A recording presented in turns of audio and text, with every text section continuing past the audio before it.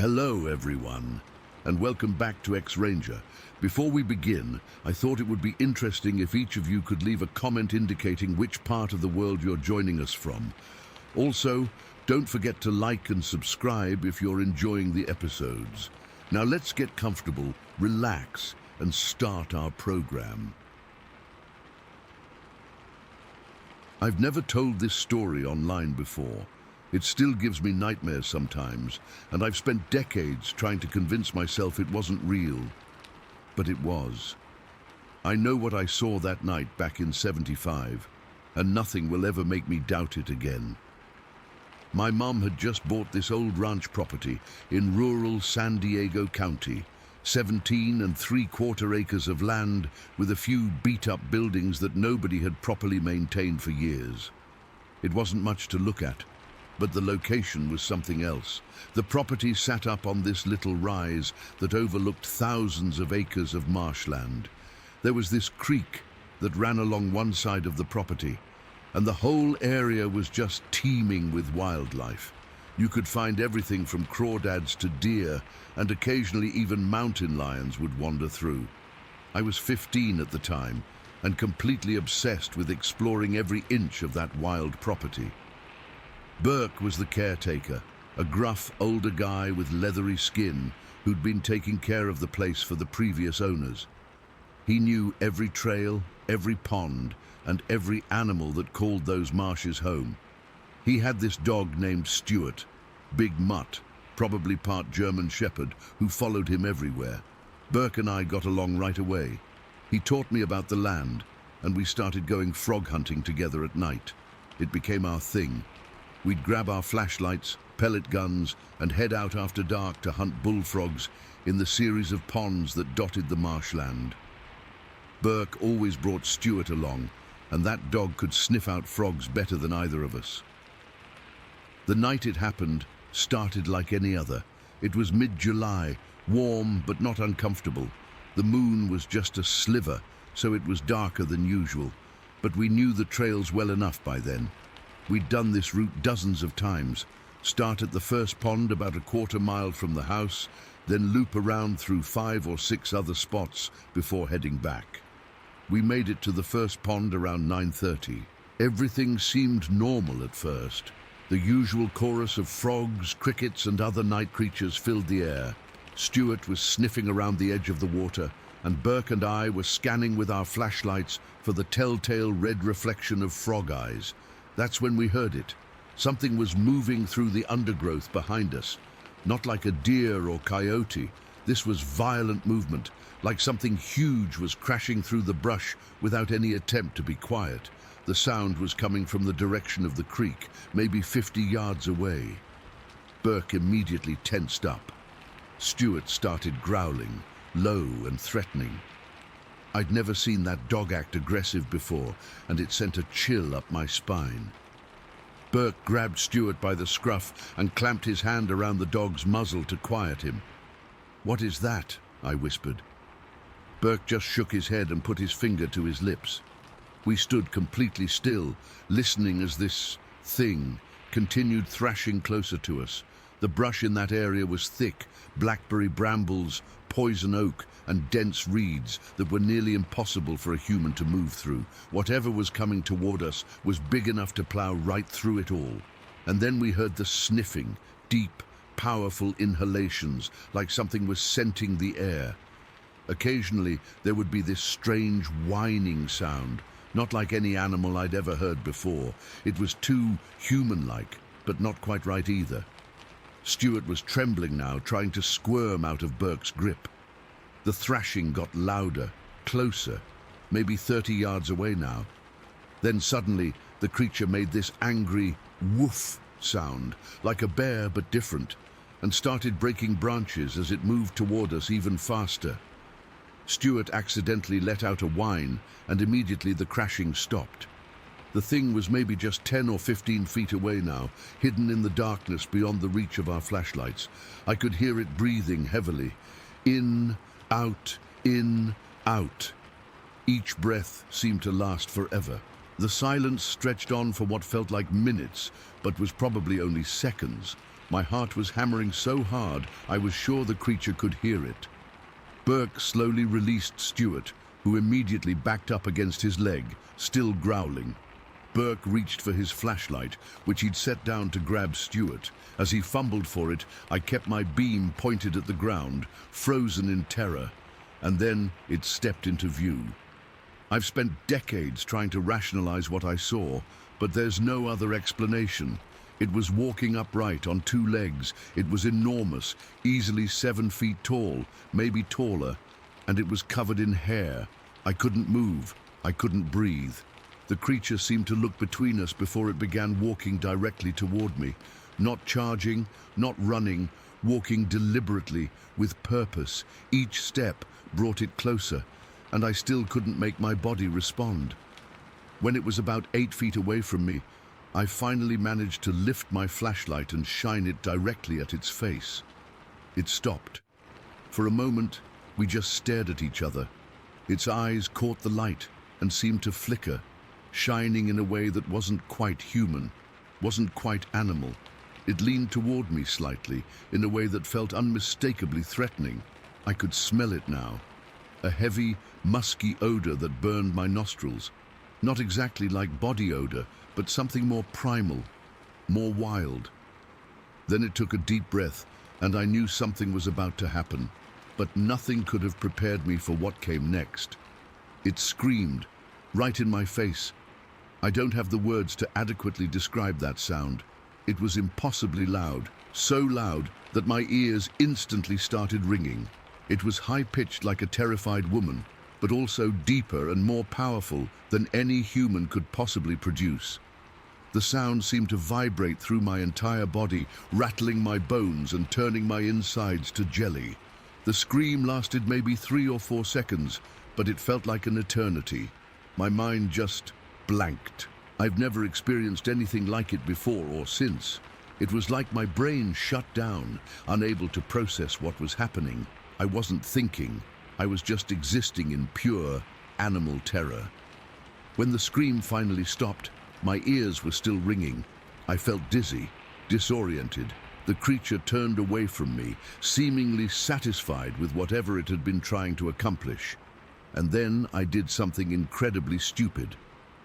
As it turned to leave, my finger involuntarily squeezed the trigger on my pellet gun. I didn't decide to shoot. My body just reacted. The pellet must have hit it, because the creature flinched slightly. But it didn't cry out, didn't turn back toward me. It just started moving, fast, plowing through the water and brush at the edge of the pond, heading west toward the deeper part of the marshland. In the beam of my flashlight, I could see it clearly now. Dark, reddish-brown hair covered its entire body, except for its face, hands, and feet, which were lighter colored, almost like tanned human skin, but not quite.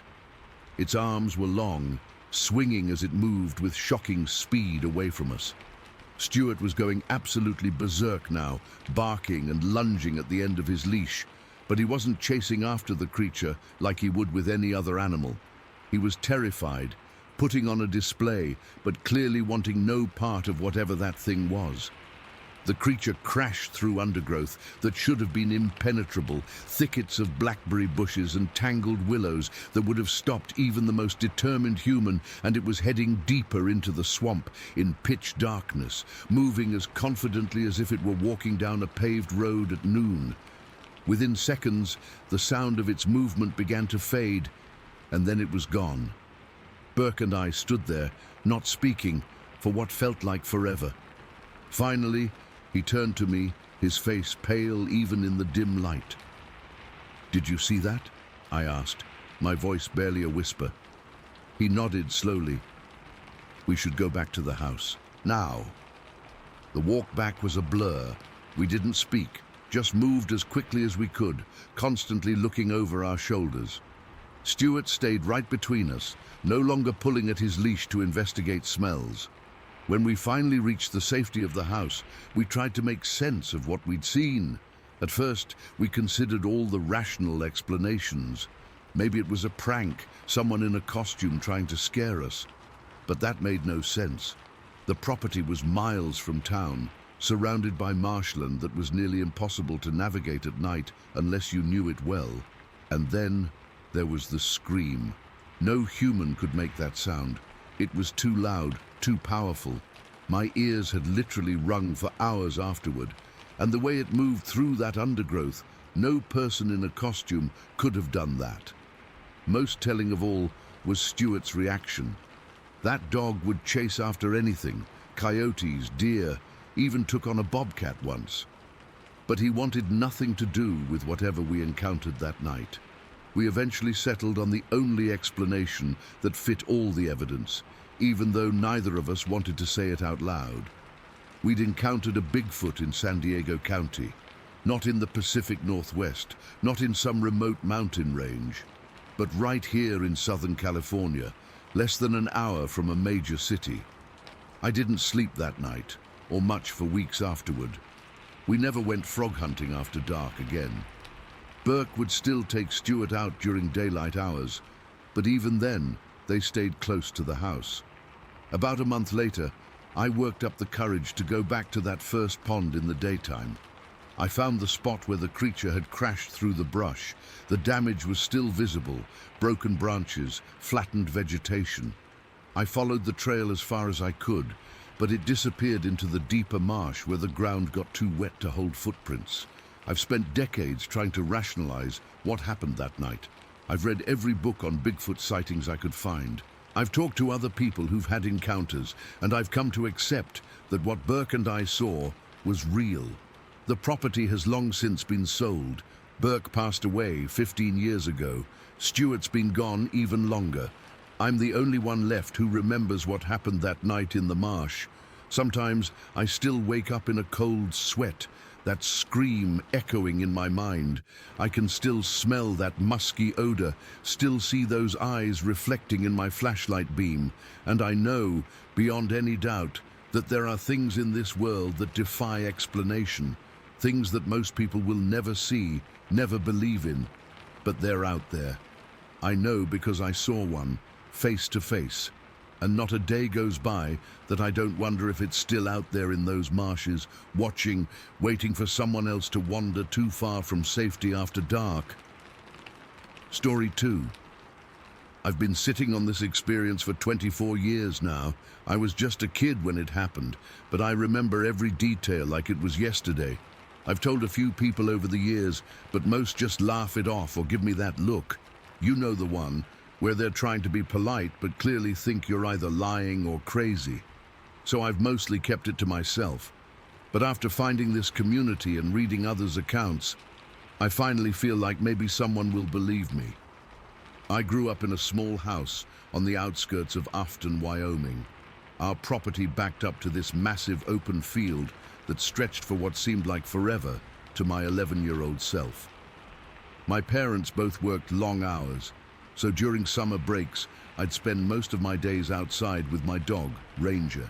He was this scruffy German Shepherd mix my dad had rescued as a pup. That dog was my best friend and constant shadow. It was early August, 1999. The day started like any other summer day, hot, clear skies, with that dry Wyoming heat that makes everything shimmer. My mom had left for her shift at the hospital around noon, and my dad wouldn't be back from the construction site until after 6. So it was just me and Ranger for the afternoon. Around 4 o'clock, I grabbed Ranger's tennis ball and headed out to the field behind our house. The grass came up to my knees in some spots, all golden and dry from the summer sun. About a quarter-mile from our property sat this old, abandoned barn. It had been there since before we moved in, all weathered wood and rusted metal roof. My parents had warned me countless times to stay away from it, worried about rusty nails or the structure collapsing, but of course that just made it more interesting to me. That day, we were playing fetch in the field when Ranger suddenly stopped mid-game. His ears perked up and he turned toward the barn. I called his name, but he didn't even look back at me. Then he took off running toward the barn, disappearing into the tall weeds surrounding it. "Ranger, come back!" I shouted, but he was already gone. I could hear him barking, That excited bark he'd make when he spotted a rabbit or squirrel. I wasn't too worried at first. Ranger would chase critters but always came back when I called loud enough. So I started walking in that direction, occasionally calling his name. As I got closer to the barn, Ranger's barks changed. I'll never forget that sound. They went from his normal excited barking to these high-pitched frantic yelps. Then the barking turned into whimpering. That's when my heart started racing. Ranger never whimpered unless he was hurt or scared. I started running toward the sound, pushing through the chest-high weeds around the barn. "Ranger, where are you, boy?" The sun was lower in the sky by then, casting long shadows across the field. The air felt different suddenly, heavier somehow. There was this weird silence that settled over everything. Even the usual buzzing of insects seemed to stop. I was about 30 feet from the barn when Ranger came tearing out of the weeds, running straight toward me. His tail was tucked between his legs, and he was making this awful whining sound I'd never heard before. He blew past me, then turned around a few yards behind me, barking frantically in the direction he'd come from. That's when I noticed the weeds behind him were still moving. Something was coming through them, something big. At first, I thought maybe it was a bear. We occasionally had black bears in the area, though they usually stayed up in the mountains, but what stepped out of those weeds wasn't a bear. It wasn't anything I'd ever seen before. It emerged slowly, pushing through the tall grass and weeds like they were nothing. The creature was massive, standing upright on two legs, covered head to toe in dark brown, almost black hair. It had to be at least 7 feet tall, maybe taller. Its shoulders were incredibly wide, and its arms hung down past its knees, ending in these massive hands with long fingers. The thing stopped dead when it saw me. We were maybe 10 feet apart, just staring at each other. I couldn't move. I couldn't breathe. I couldn't even think clearly. All I could do was stand there, frozen, as this impossible creature looked right at me. Its face is what I remember most vividly. It had this broad head with a low, sloping forehead. The eyes were deep-set under heavy brow ridges, dark and intelligent. That's the only word I can use. They weren't animal eyes. There was something behind them, something thinking, assessing. Its nose was wide and flat, and its mouth was a straight line beneath it. The hair on its face was shorter than on the rest of its body, exposing dark skin underneath. Behind me, Ranger was going absolutely ballistic, barking and growling, but he wouldn't come any closer. He was terrified but trying to protect me. The creature's chest heaved with each breath, revealing powerful muscles under the matted hair. Its hands, I can't stress enough how human-like yet not human they were. The fingers were much longer than a person's, with thick, dirty nails that weren't quite claws. We just stood there, staring at each other for what felt like forever, but was probably only 10 or 15 seconds. It made no aggressive moves toward me. It just watched. And that was almost worse than if it had charged me.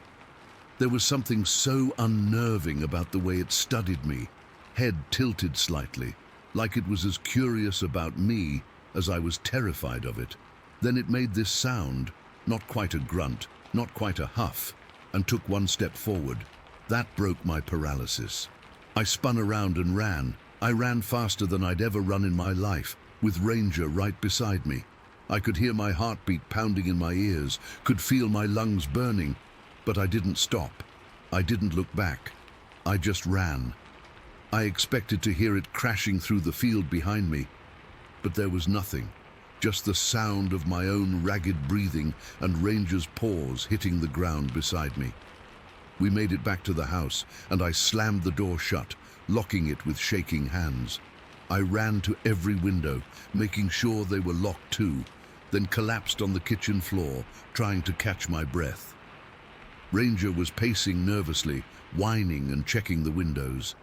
His behavior scared me almost as much as what I'd seen. Ranger was never afraid of anything. I stayed inside for the rest of the day, jumping at every sound, peering out the windows to make sure that thing wasn't coming for me. Ranger wouldn't leave my side, and he kept growling at the back door. When my dad got home around 6:30, I was a complete mess. I blurted out everything between sobs: the barn, Ranger's fear, the massive hairy creature. Dad listened patiently, then put his hands on my shoulders. "Tim, buddy, there are no monsters in Wyoming," he said gently. "You probably saw a bear standing on its hind legs. They do that sometimes when they're startled." "It wasn't a bear, Dad. It was standing on two legs the whole time. It had a face like a person, but not a person." He just smiled, that patronizing smile adults give kids when they think they're being imaginative. "Your mind can play tricks on you when you're scared. How about we go check it out together tomorrow?" But I refused. Nothing could make me go back to that field. The next morning, Dad walked out there himself, just to humor me.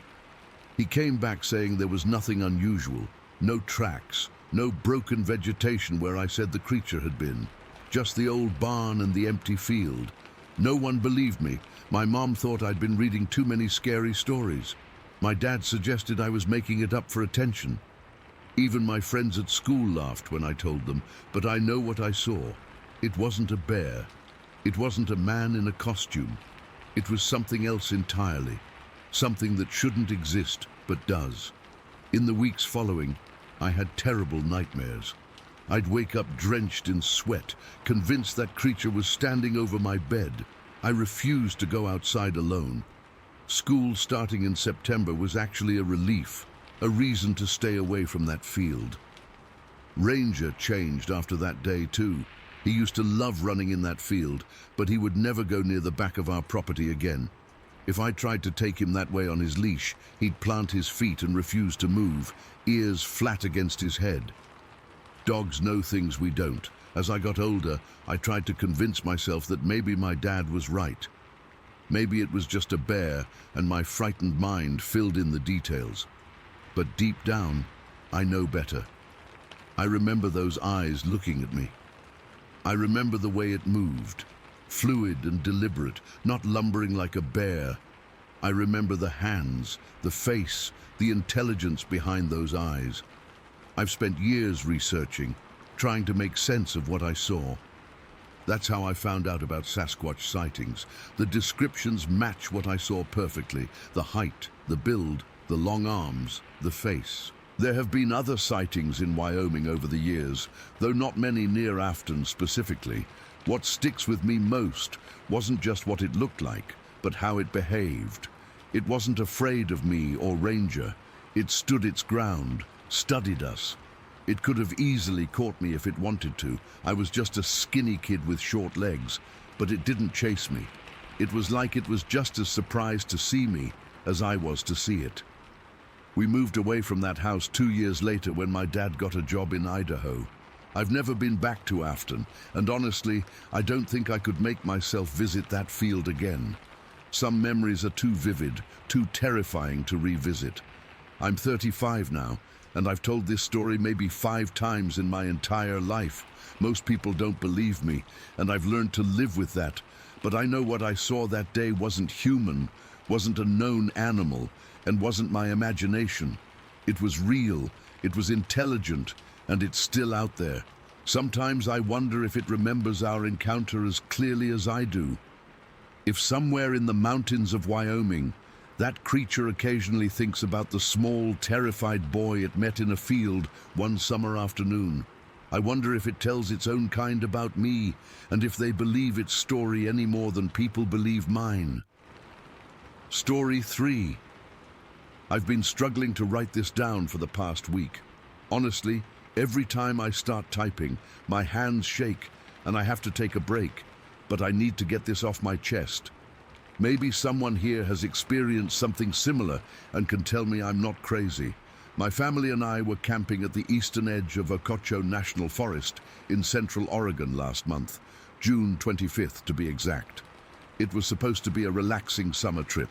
Me, my wife Sarah, our kids Emma, 8, and Jake, 10, and our German Shepherd Max. We'd been planning this getaway for months. I'd been working overtime at the construction company. Sarah had been stressed with her teaching job, and the kids needed some time away from their tablets and video games. We set up our pop-up camper in this beautiful spot, kind of secluded but still within a 15-minute drive to civilization if we needed anything. The campsite was perfect, a small clearing surrounded by dense pine forest, with this little stream about 50 yards away where the kids could splash around during the day. The first day went great. We hiked some easy trails, the kids collected rocks by the stream, and Sarah finally finished that book she'd been trying to read for months. That evening, we got a campfire going and were roasting marshmallows while I told the kids some, admittedly tame, ghost stories. It was around 9:30, just getting dark, when we heard it. This loud crack from the woods behind our camper. Not like a twig snapping. This was like someone had taken a baseball bat to a tree trunk. Max, who had been lounging by the fire, immediately jumped to his feet. I've had Max for 6 years, and I've never seen him react like that.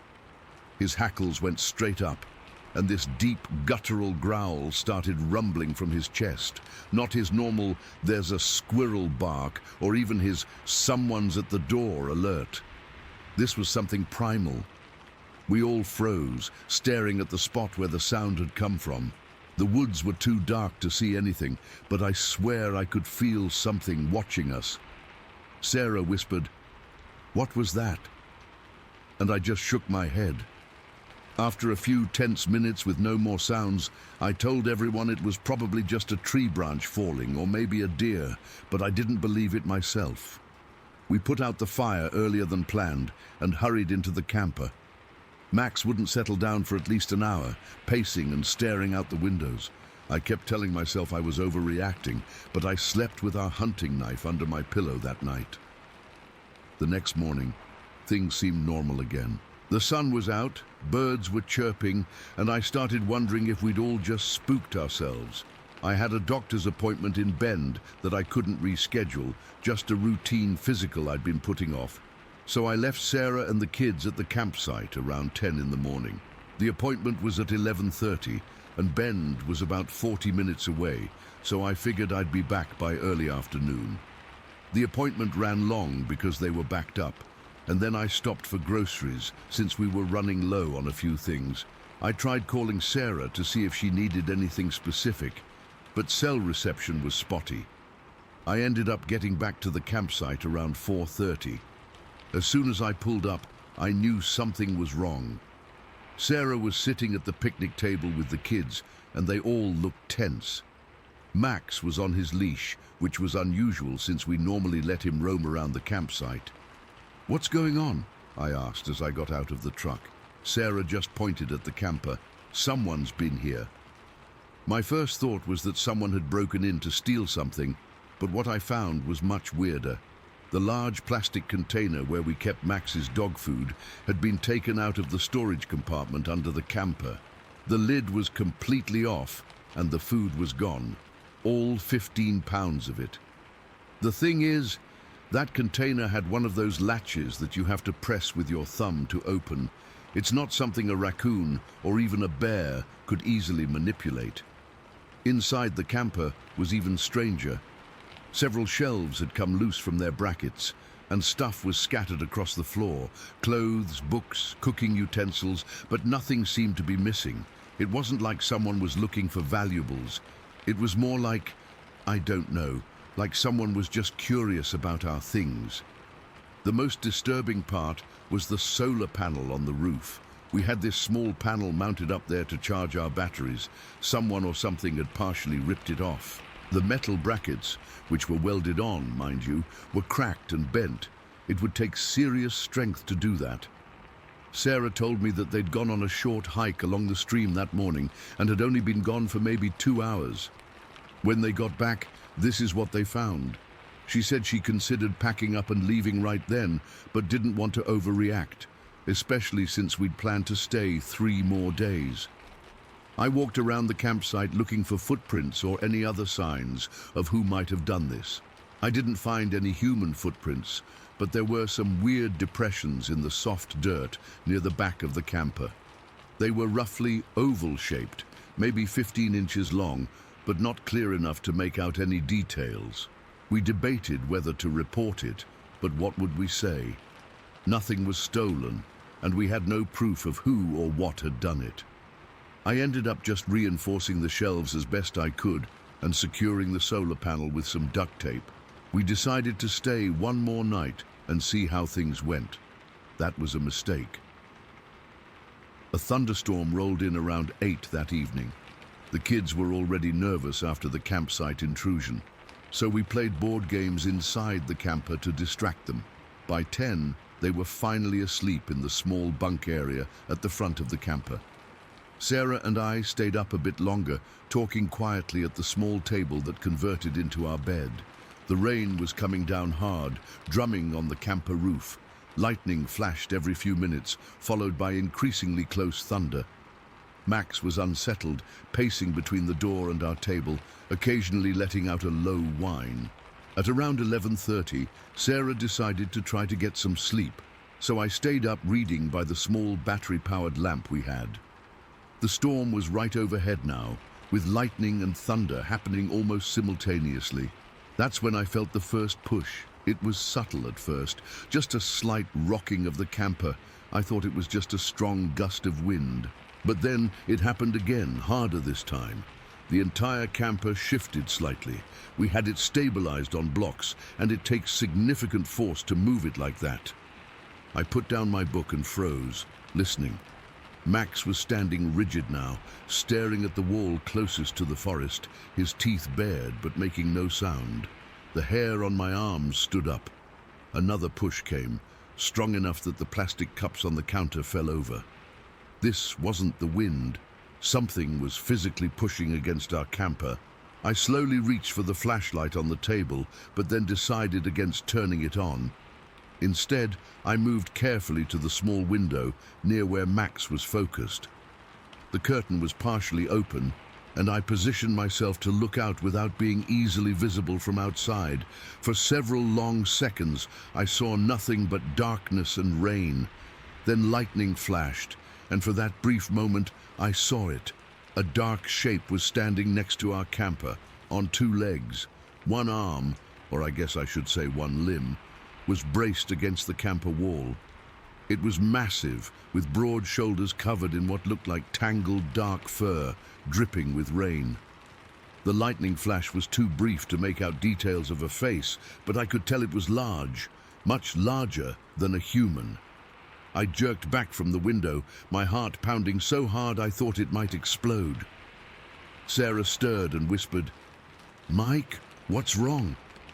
Before I could answer, the camper rocked again, harder than before. Sarah sat up, eyes wide with fear. "What is that?" she hissed. "I don't know," I whispered back. "Stay quiet." Another flash of lightning, another glimpse of the creature. It had moved slightly, now positioned at the corner of the camper. In that brief illumination, I thought I saw eyes reflecting the light, but I couldn't be sure. The next push was violent enough that one of the stabilizing blocks shifted, causing the entire camper to tilt slightly to one side. Emma woke up with a startled cry. Jake was awake now too, looking around in confusion. "It's just the storm," Sarah told them, trying to keep her voice steady. "Everything's fine," but everything wasn't fine. Whatever was out there pushed again, and I heard what sounded like sniffing along the wall where our small refrigerator was located, where we kept our food. For what felt like an eternity, but was probably only a few minutes, the creature continued to rock our camper and move around its perimeter. I was too terrified to look out the window again, but I could track its movement by the sounds and the direction of the pushing. Then came the loudest crack of thunder yet, directly overhead. The lightning was so bright, it illuminated the entire camper interior through the windows. In that moment, the pushing stopped. We sat in frozen silence for at least half an hour, but there were no more disturbances. Eventually, the storm moved on, the rain reduced to a gentle patter, and then stopped altogether. None of us slept that night. We kept the lights off, speaking only in whispers, jumping at every sound from the forest. As soon as the first hint of dawn appeared, I ventured outside with Max on his leash and my hunting knife in hand. What I found confirmed that I hadn't imagined it. All around the camper, the grass was pressed down in large, roughly oval patterns. Some of the brush at the forest edge was broken and bent. The soil was churned up in places, especially near where the camper had shifted on its blocks. I didn't wait to investigate further. I woke everyone up, though I doubt they'd slept much anyway, and we packed up in record time. Sarah didn't even question my decision that we needed to leave immediately. The kids were confused and scared, but we just told them there was a problem with the camper that needed to be fixed. As we drove away, I kept checking the rearview mirror, half expecting to see something following us from the tree line, but there was nothing. We've never gone back to that campsite. I've spent hours researching online, trying to make sense of what happened. The size, the strength, the fur. I've come to believe it was a Sasquatch. I know how that sounds. Before this, I would have laughed at anyone who claimed to have seen Bigfoot, but I know what I saw. What keeps me up at night isn't just the memory of that massive shape in the lightning flash. It's the questions. Why did it come back? Was it curious about us? Hungry? Territorial? And most disturbingly, did it have enough intelligence to understand how to open a latched container to systematically examine our belongings? I haven't told anyone except my brother about this. I'm afraid people will think I'm crazy or making it up. But I know what I experienced. Something was out there in those woods, something that walked on two legs, but definitely wasn't human. Story 4. I still get a chill when I drive that stretch of Route 92 near Northampton. It's been 3 years, but I can't shake what happened that night. I've gone back and forth about sharing this, but I need to get it off my chest. I've told my wife and cousin, but that's it. I know how this sounds, but I swear every word is true. It was early November, around 11:30 at night. I was driving home after visiting my brother in Springfield. We'd stayed up watching the Patriots game and having a few beers, not enough to impair me, just 2 over the course of the evening. The road was pretty much deserted at that hour on a Sunday. It had been raining on and off for about a week, and the Manhan River had overflowed its banks in a few spots. Nothing dangerous, but you could see standing water in the fields and low areas. My headlights caught what I thought was a deer grazing by the roadside. I immediately slowed down. I've hit deer before and wasn't eager to repeat the experience. My truck was only a year old, and I didn't want to deal with insurance and repairs. As I got closer, maybe about 50 yards away, something felt off. The shape was too tall, too straight. Deer don't stand that upright. I eased off the gas even more, dropping from around 50 to maybe 35. That's when I saw the eyes reflect back at me. 2 red points of light, like when you catch a cat or dog in your headlights, but higher off the ground, way higher. The hair on my arms stood up. Whatever I was looking at was standing just at the edge of the tree line, where the forest meets the road shoulder. I slowed down to about 20, my knuckles white on the steering wheel. Part of me wanted to floor it, but a stronger part couldn't look away. As I got closer, I could make out the figure more clearly. It wasn't a deer, it wasn't a bear, it wasn't anything I recognized. This thing was standing just under 7 feet tall. I'm 6 foot myself, and this was definitely taller than me, but not by a ridiculous amount. It had a solid build, not skinny, but not fat either, kind of like a fit, muscular person, but broader. The weirdest part was the hair. Its entire body was covered in short, even hair, not patchy or mangy like a sick animal. The hair looked almost groomed, consistent all over, including its face. The head was rounded at the top, not pointed, and I couldn't see any ears sticking out. Just this round, hairy head with those reflective eyes staring right at my truck. I was barely moving at this point, maybe 15 or 20 miles per hour. I came within about 10 feet of this thing. 10 feet. Close enough that if I'd rolled down my window, I could have almost touched it if I'd reached out. Not that I would have dared. That's when it did something that still haunts me. It lifted both its arms up to shoulder height, held them there for a second, then pushed them down again, like it was trying to communicate something. Then it repeated the motion, push up, push down, almost like it was telling me to slow down or stop. I was already crawling along, but I didn't stop. No way in hell was I stopping. After those arm movements, it grabbed both sides of its head with its hands and gave its whole upper body a shake, like when you're frustrated and you grab your head and shake it, saying, "No, no, no." That's exactly what it looked like. My truck was almost parallel with it now.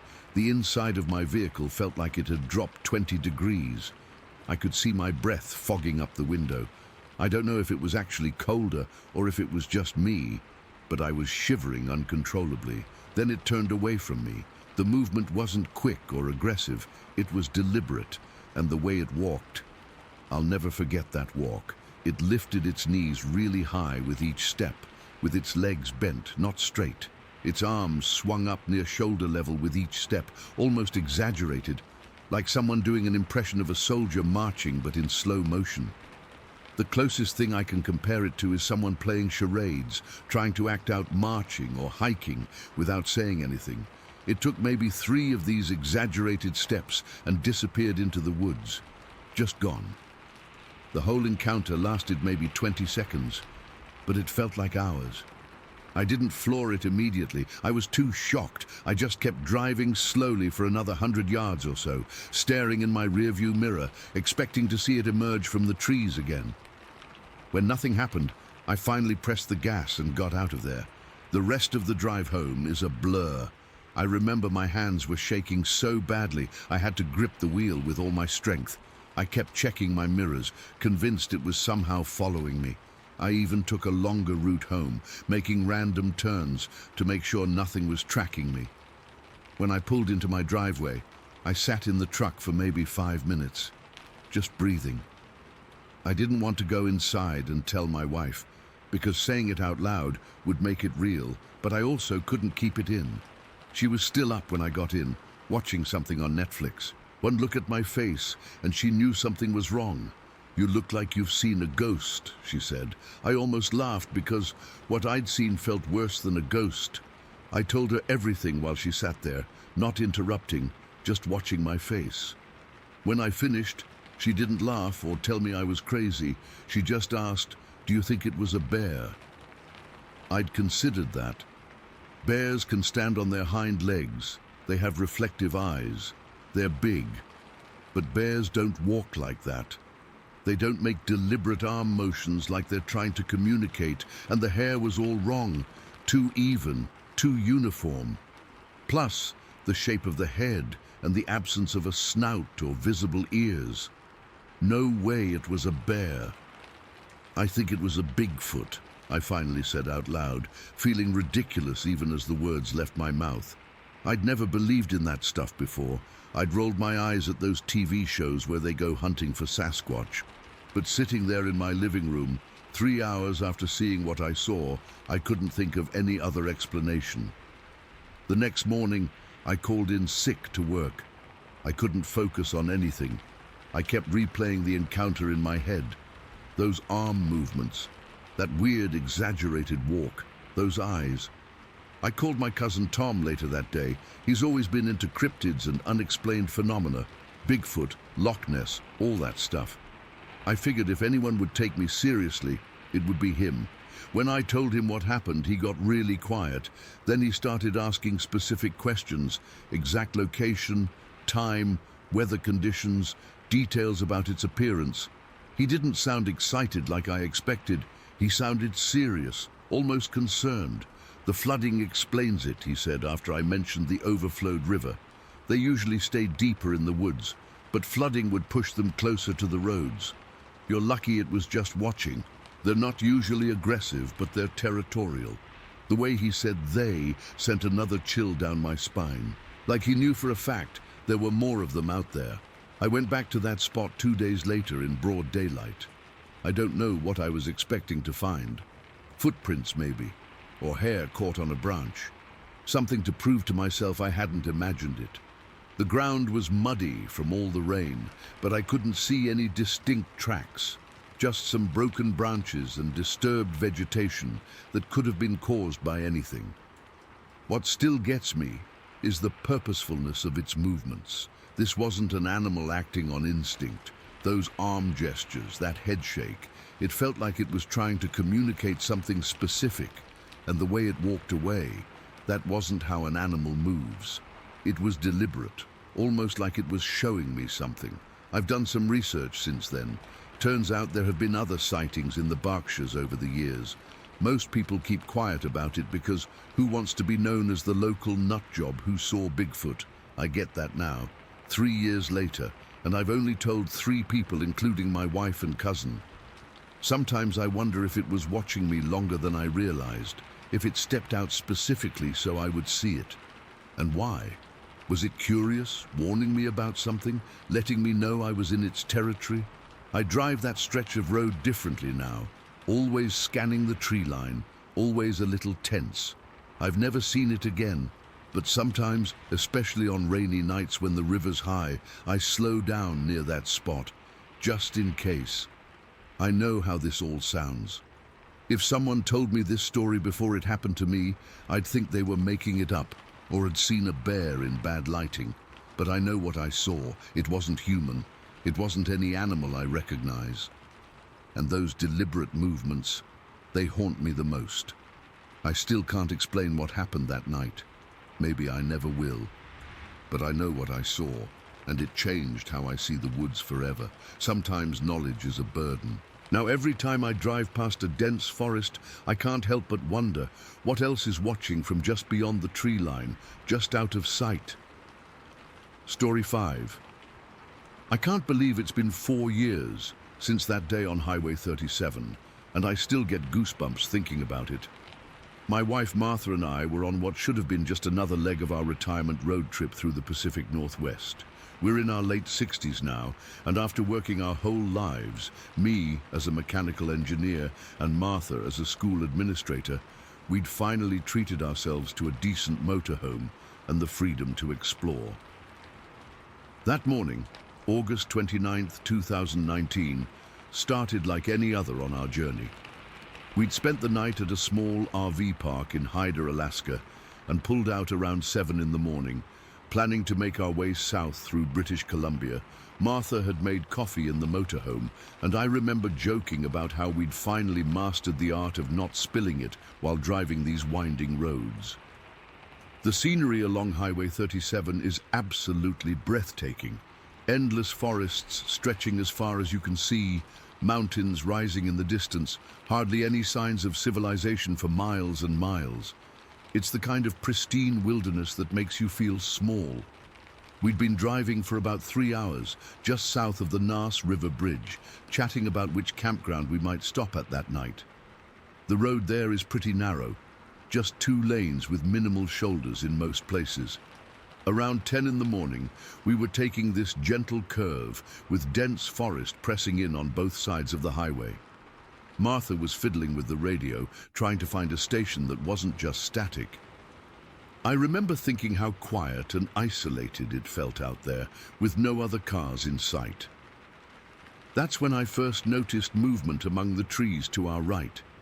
At first, I thought it was a bear. We'd seen plenty of wildlife on our trip, moose, deer, even a few black bears foraging near the roadside. But as we got closer, I realized whatever was emerging from the tree line was standing upright, completely upright, and it was huge. "Martha," I said, my voice catching, "look." She glanced up from the radio, and I heard her sharp intake of breath.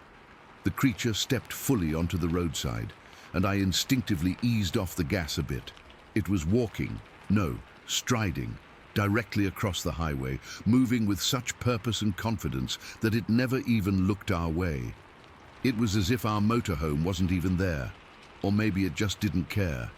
For 5 or 6 seconds, which felt both like an eternity and not nearly long enough, we had a clear, unobstructed view as this thing crossed both lanes right in front of us, maybe 30 yards ahead. I wasn't afraid we'd hit it. It was moving quickly enough that it would clear the road before we reached that spot, and honestly, some part of me didn't want to get any closer. What I saw doesn't match anything I've encountered in over 67 years of life. This wasn't a man in a costume, it wasn't a bear, it was something else. It stood at least 7 feet tall, and I'm being conservative with that estimate. Its entire body was covered in dark brown hair or fur, maybe 3 to 4 inches long, with these odd lighter patches on the shoulders and upper back that looked sun-bleached. But it's the proportions that have stayed with me. No human is built like that. The shoulders were impossibly broad, with a wide, flat chest, not barrel-shaped like a bear. And the arms, God, the arms were unnaturally long, hanging down almost to its knees. I couldn't make out its face clearly from our angle and distance, but the head seemed rounded, almost human-like, rather than having a snout like a bear or other animal. It walked fully upright the entire time, taking these long, fluid strides that carried it across the highway with what I can only describe as natural strength and purpose. There was nothing awkward or forced about its movement. It moved like something that had evolved to walk exactly that way. Martha squeezed my arm so hard it left marks. Neither of us spoke until the creature disappeared into the trees on the opposite side of the highway. The whole encounter lasted maybe 5 or 6 seconds, but it's burned into my memory with absolute clarity. "Did you?" Martha started. "Yes," I cut her off. "I saw it. There was no way to safely pull over. The shoulder was too narrow, and Highway 37 gets regular logging truck traffic. Even though they're infrequent, those trucks come barreling down that highway, and stopping our bulky motorhome there would have been dangerous. So we kept driving, both of us silent for several minutes. "That wasn't a bear," Martha finally said. Her voice was steady, but I could hear the edge in it. "No, it wasn't." I remember my hands were gripping the steering wheel so tightly my knuckles had turned white.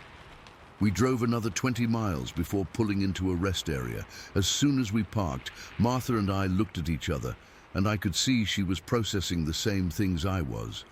We tried to rationalize it. Maybe it was a bear with mange that made it look different. Maybe it was some kind of elaborate prank. Maybe it was someone in the wilderness doing something.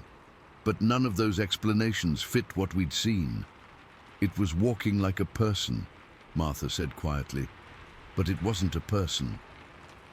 That night at the campground, I couldn't sleep. I kept replaying those 5 or 6 seconds over and over in my mind, examining every detail, the way it moved, the proportions of its body, the absolute indifference it showed to our presence.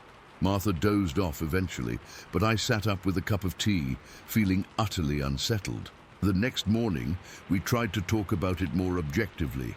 Martha had worked with data and statistics her whole career, and she approached it methodically. "Let's list exactly what we saw, not what we think we saw," she suggested.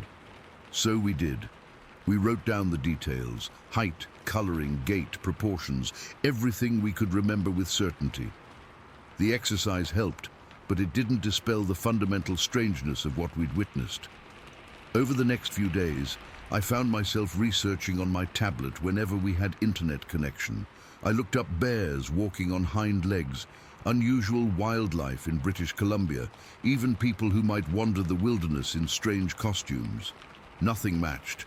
Then I stumbled across the famous Patterson-Gimlin film from 1967, that controversial footage of a supposed Bigfoot walking across a clearing in Northern California.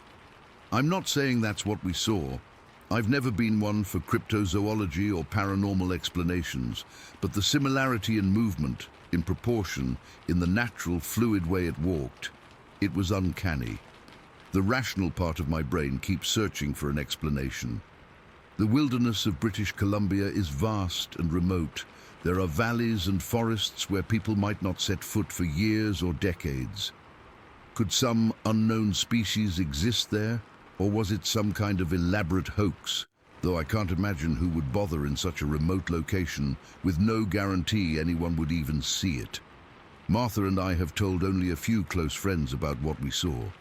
The reactions range from fascination to poorly disguised skepticism. I get it. I would have been skeptical too before that day. Sometimes I find myself questioning my own memory, wondering if somehow the isolation and grandeur of the wilderness played tricks on us. But then I remember the absolute solidity of what we saw. This wasn't some shadowy figure glimpsed at dusk or through heavy fog. It was 10 in the morning on a clear summer day, and it wasn't just a quick flash of movement. We watched this thing stride purposefully across the entire width of the highway. 4 years later, I still find myself scanning the tree line whenever we drive through remote areas.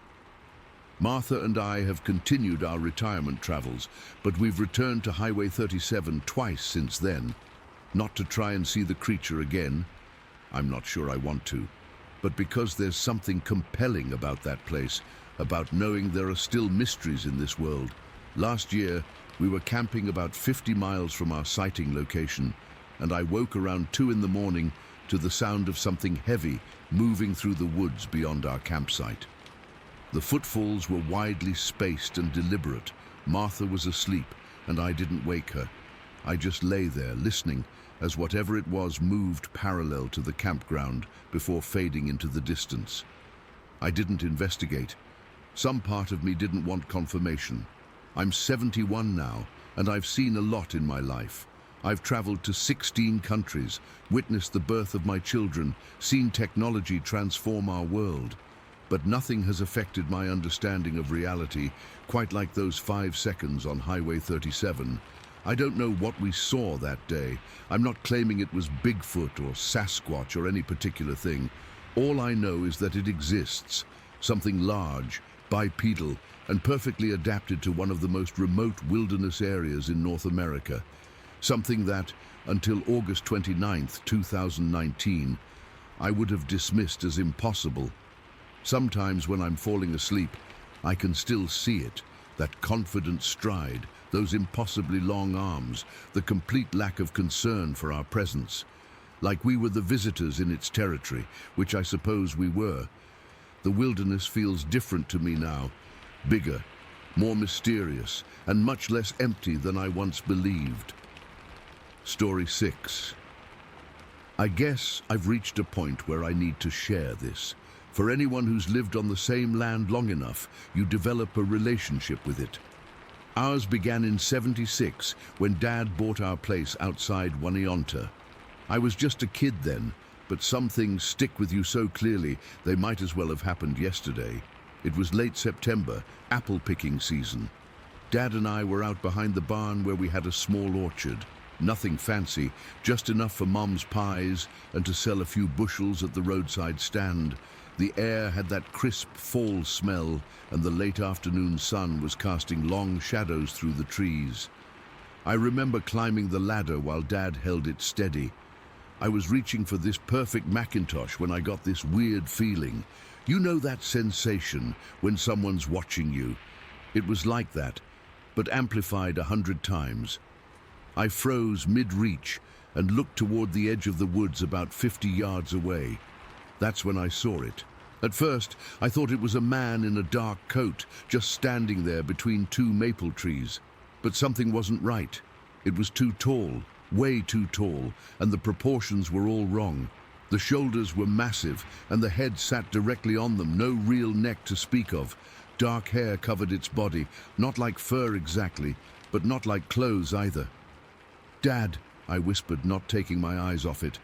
"Dad, look over there."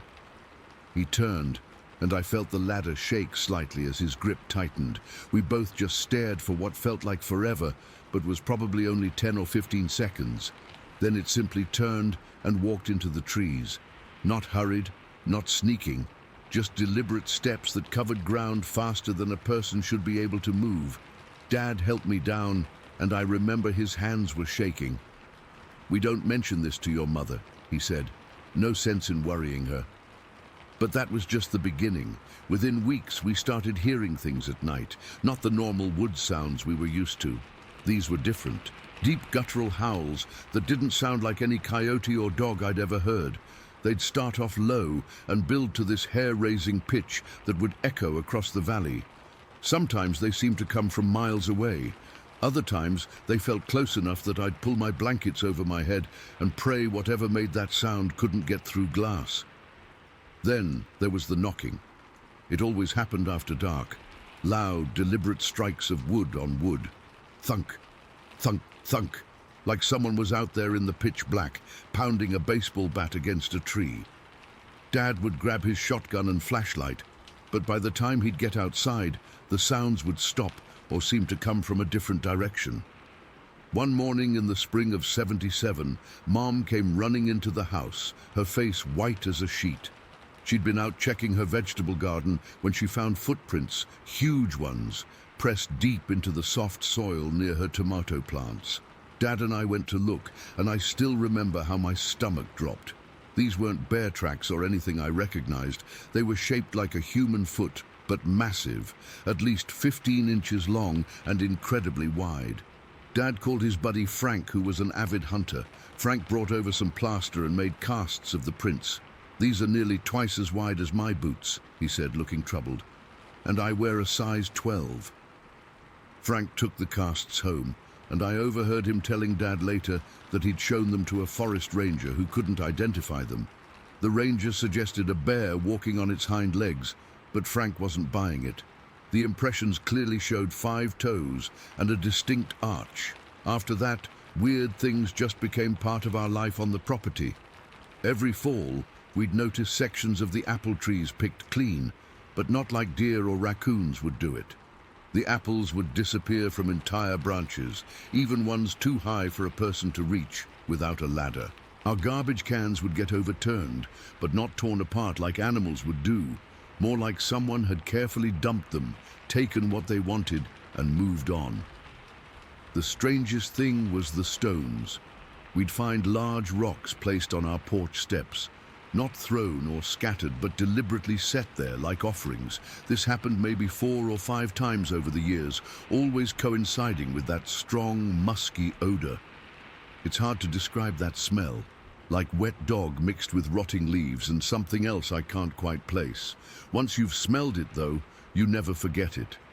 It's distinctive enough that now, even decades later, if I catch a whiff of something similar while hiking, I immediately scan the trees. We learned to live with these occurrences. They became part of the rhythm of our lives, something we didn't talk about much outside the family. People in town already thought we were odd for living so far out, and I didn't need the additional reputation of being the kid who believed in monsters. But everything intensified last winter. My sister Lisa married a guy named Mike about 10 years ago, and they bought the old Jensen place about half a mile down our road, closer to the dense woods that run along the ridge. Mike's a practical guy, works in construction, hunts, fixes his own vehicles, not the type to get spooked easily.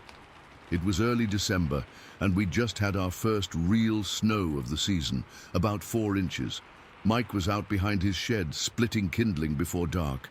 He told me later that he felt unusually anxious the whole time he was out there, kept looking over his shoulder without knowing why. As the light was fading, he bent down to gather an armful of split wood. When he straightened up, he saw what he initially thought was a stump, or maybe a bear at the edge of his clearing, maybe 30 feet away. But as his eyes focused in the dimming light, he realized it was standing upright on 2 legs. The way Mike described it to me, his brain couldn't process what he was seeing at first. The creature was massive, 7, maybe 8 feet tall, with shoulders wider than his shed door.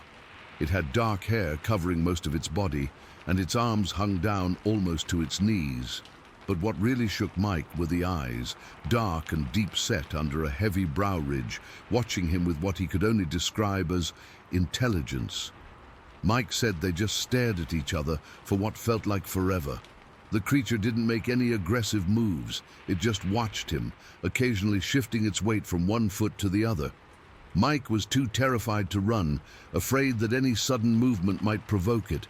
Finally, his fight or flight kicked in, and he backed slowly toward his house, dropped the wood on the porch, and scrambled inside, locking the door behind him. He called Lisa, who was at work, then called me. His voice was shaking so bad I could barely understand him. By the time Lisa and I got there, whatever Mike had seen was gone. But we found evidence. Branches bent at heights no person could reach, and what looked like huge footprints in the snow, though they were partially filled in and not as clear as the ones Mom had found years ago. Since then, Mike's changed his habits. He doesn't split wood near dusk anymore. He installed motion sensor lights all around his property. He carries his hunting rifle when he walks to his shed, and he constantly talks about feeling watched, especially on cloudy days when the forest seems darker and closer somehow. The howls have increased too. Last February, during that cold snap when temperatures dropped below zero, they seemed to come every night for a week straight. Sometimes a single voice, sometimes what sounded like two or three calling back and forth across the valley. One morning after a particularly loud night, I found two fresh footprints by my barn. Just two, like something had stood there looking through the window. They were longer and wider than my winter boot, with 5 distinct toe impressions pressed into the snow. Some of the old-timers around here have stories. They talk about a wild man in the pines that their grandparents warned them about. Most folks dismiss it as local folklore, something to scare kids into not wandering too far from home. But when I hear those stories now, they hit differently. People ask why we don't set up cameras or try to get proof. We've talked about it. Mike even bought one of those trail cams last spring, but something stops us from going all in on it. Part of me doesn't want confirmation of what I already know is out there. And there's this unspoken feeling that trying to expose it might change the strange détente we've established over the decades. Sometimes I wonder if it's always been the same creature, or if it's generations of them living in these woods. The footprints we found in '77 look almost identical to the ones I saw last winter. That's over 40 years. Do these things live that long? Are they territorial? Is it watching us the same way we watch it? I was out checking fences 2 weeks ago when I got that familiar feeling again. The hairs on my neck standing up, that sixth sense that someone's eyes are on you. I slowly turned toward the tree line, but saw nothing obvious. Then, about 20 yards in, I noticed a slight movement, just the shifting of a shadow that didn't match the swaying of the branches. I raised my hand in a small wave, feeling foolish even as I did it. There was no response, of course, but the feeling of being watched disappeared. That night, I found a large, smooth river stone on my porch steps. I left it there. We've learned to coexist with whatever shares these woods with us. We don't go too deep into the forest at dusk. We don't investigate the sounds at night. And in return, it seems to keep its distance, content to observe our strange human rituals from afar. I've never told this story in full to anyone outside the family. Most people would think we're crazy or attention-seeking, but after nearly 50 years on this land, I know what we've experienced. The Andersons have been sharing our corner of the Catskills with something unexplainable since 1976. And I suspect we'll continue to do so until we're gone. And sometimes, on quiet nights when the windows are open and the wind is still, I swear I can hear it breathing out there in the dark. Story 7. I've never really told this story outside my immediate family. It's been 26 years, and I still get goosebumps thinking about it. Not the kind you get from ghost stories around a campfire, the kind you get when you know something impossible just happened right in front of you. It was the summer of 1997. My husband Mark, our kids Tommy, 13, and Sarah, 10, and I were driving back from my sister's place in Price. We'd stayed later than planned. You know how family visits go. 1 minute you're saying, we should get going, and 3 hours later you're still at the kitchen table. By the time we finally left, it was close to 11 at night. The kids were tired but wired from all the soda and attention they'd gotten from their cousins. Mark was at the wheel of our Ford Explorer, me riding shotgun, trying to get the kids to settle down in the back. We were taking Highway 10 through Emery County, heading toward Orangeville. If you know that stretch, it's nothing but darkness. No streetlights, hardly any houses, just empty road cutting through the landscape. The moon was barely there that night, making the darkness feel thicker somehow. Our headlights carved out the only visible path, with the rest of the world just black emptiness beyond. Tommy and Sarah had finally quieted down in the back seat. Sarah was leaning against the window, half asleep, while Tommy was playing his Game Boy with the sound off. Mark had the radio on low, some classic rock station that was starting to break up with static as we got further from Price. We were talking about mundane things, bills, maybe getting new tires before winter, Tommy's upcoming baseball tournament. We'd just passed the turnoff for Buckhorn Wash, probably 15 or 20 minutes outside Orangeville. The road there is pretty straight, with these low hills on either side. I remember checking the dashboard clock. It was 11:47. I noticed Mark gripping the steering wheel tighter. "Something on the road," he muttered, easing off the gas. I squinted through the windshield, thinking it was probably a deer. We'd seen plenty before, and you always slow down because they're unpredictable. But as our headlights fully caught what was standing there, I felt my entire body go cold. It wasn't a deer. Mark slammed on the brakes, hard enough that the seatbelt locked against my chest. Sarah yelped from the back seat, startled awake, and Tommy's Game Boy clattered to the floor. The tires screeched against the asphalt, and for a second I thought we were going to skid. We came to a stop about 30 or 40 feet away from it, just standing there, in the middle of the road, not moving, staring right at us. I've seen bears before. I've seen elk, moose, all kinds of wildlife. This wasn't any of those. It was massive, easily 7 feet tall, maybe more, broad shoulders that seemed almost twice as wide as Mark's.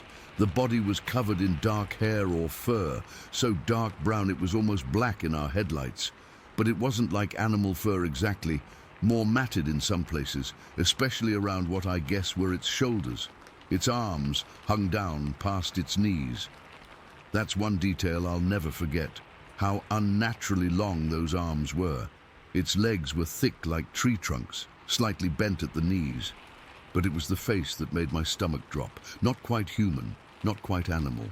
A prominent brow ridge shadowed its eyes, which reflected our headlights with an eerie yellowish-green glow. Its nose was flat and wide, and below that, God, I still hate thinking about it, its mouth was set in this grim line. "What the hell is that?" Mark whispered, his knuckles white on the steering wheel. Tommy scrambled forward between the front seats. "Holy shit! Get back!" I hissed, throwing my arm across to keep him in the back. The mother instinct kicked in. Whatever this thing was, I wanted it as far from my kids as possible. "Is it a bear?" Sarah asked, her voice tiny with fear. She was pressed against the far window, as if those extra inches might protect her. "No, honey," I said, trying to keep my voice steady. "It's not a bear." For what felt like forever, we just sat there, engine idling, staring at this creature, and it staring back at us.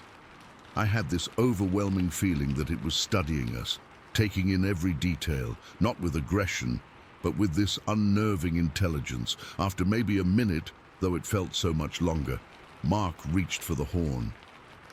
"Don't," I said, grabbing his hand. Something deep in my gut told me not to provoke it. The creature hadn't moved an inch since we stopped. It just stood there, perfectly still, except for its chest rising and falling with heavy breaths we couldn't hear, but could see in the headlights. "Should I try to go around it?" Mark asked, his voice barely audible. Before I could answer, the thing tilted its head slightly to one side, like it was considering something. That small movement sent a fresh wave of goosebumps across my skin. It was such a human gesture, so deliberate. "I want to go home," Sarah whimpered from the back seat. "It's okay, baby," I said automatically, though nothing felt okay. Then, without warning, it moved. Not toward us, thank God. It turned slightly to its right, our left, and took a step toward the edge of the road. Its movement was fluid but strange, like it had the joints in all the right places, but they worked differently somehow. We all held our breath. It took another step, then another, never taking its eyes off our vehicle. Even as it moved to the side of the road, its head remained turned toward us. I had the distinct feeling it was making sure we stayed put.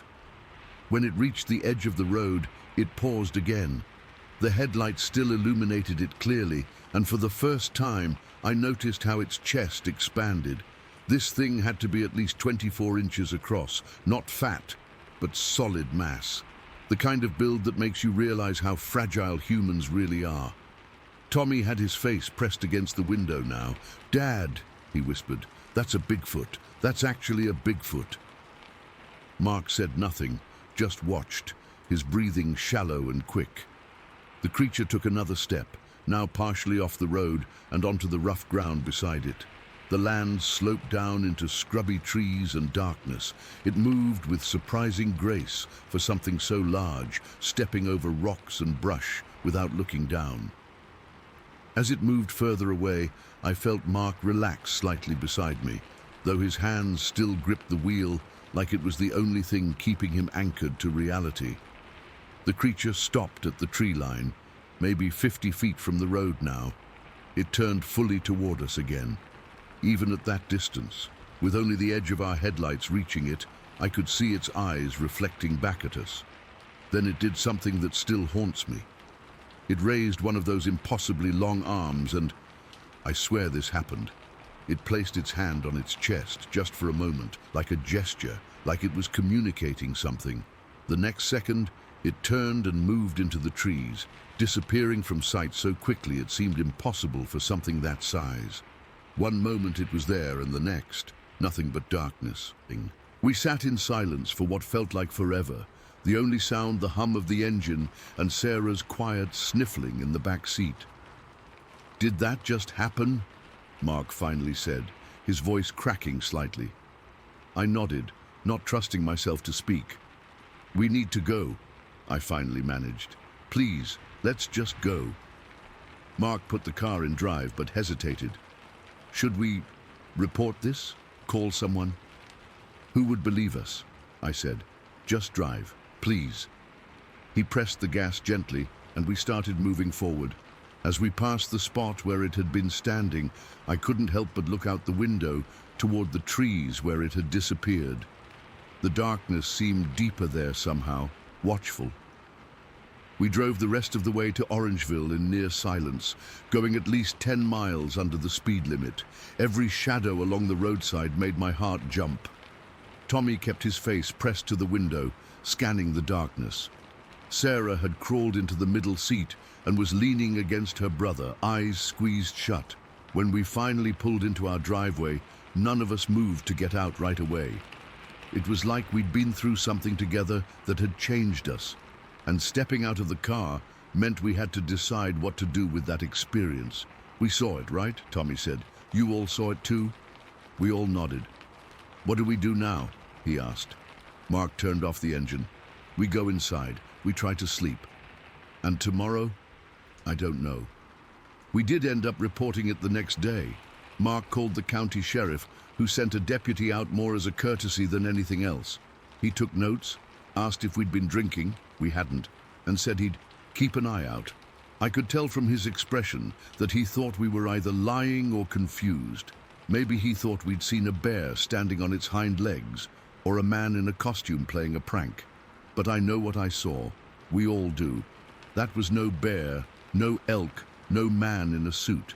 The way it moved, the intelligence in its eyes, that deliberate gesture before it disappeared, those aren't things you can fake or mistake. It's been 26 years now. Sometimes I can go months without thinking about it.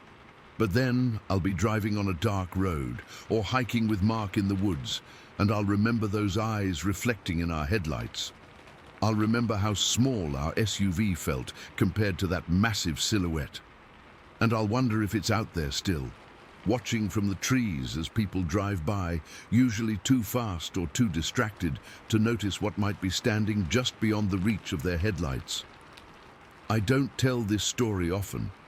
People either think you're crazy or they turn it into some kind of joke, but that night on Highway 10 near Orangeville, that was real.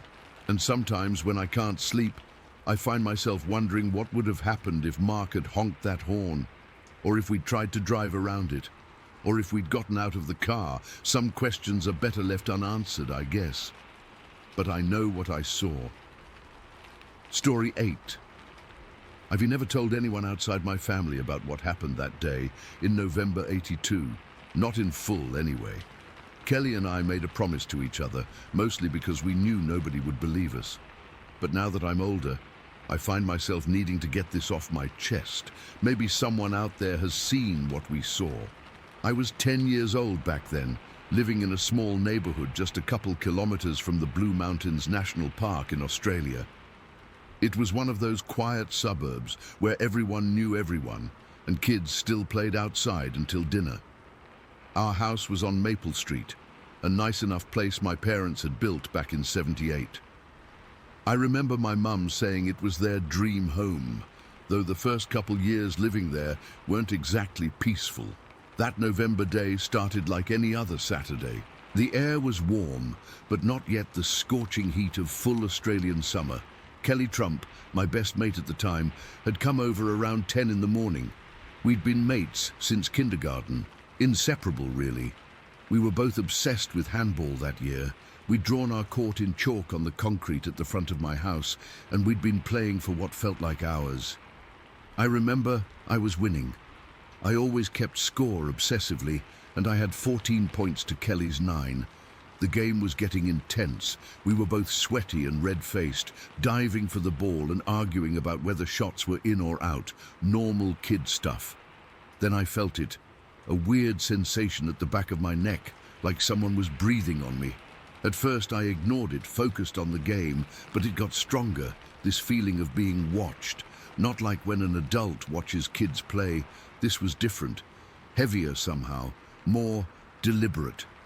I missed an easy return, and the ball rolled toward the edge of our yard. As I went to fetch it, I glanced up toward the bushland that bordered our street. That's when I saw it. About 70 meters away, partially hidden in the trees but clearly visible, stood something massive, something that shouldn't exist. I froze completely, the handball forgotten at my feet. "Kelly," I whispered, not taking my eyes off the thing. "Kelly, look." Kelly must have heard the fear in my voice because she didn't ask questions, just followed my gaze. I heard her sharp intake of breath. "What is that?" she whispered. It was enormous, easily 3 meters tall. That's 10 feet, taller than any man I'd ever seen. It was standing upright on 2 legs, just watching us. The creature was covered in dark, matted hair, not fur exactly, more like human hair, but all over its body. Dark brown, almost black. Its shoulders were incredibly broad, but its waist was narrower, giving it this weird triangular shape. But its arms, God, its arms were all wrong. They hung down almost to its knees, much longer than a human's should be. They weren't skinny either. They looked powerful, with large hands partially hidden in the hair. The face, or what should have been a face, is what still gives me nightmares sometimes. It didn't really have a neck. The head was like this round, hairy ball that seemed squashed down between those massive shoulders. I couldn't make out eyes or a mouth from that distance, just this dark mass where a face should be.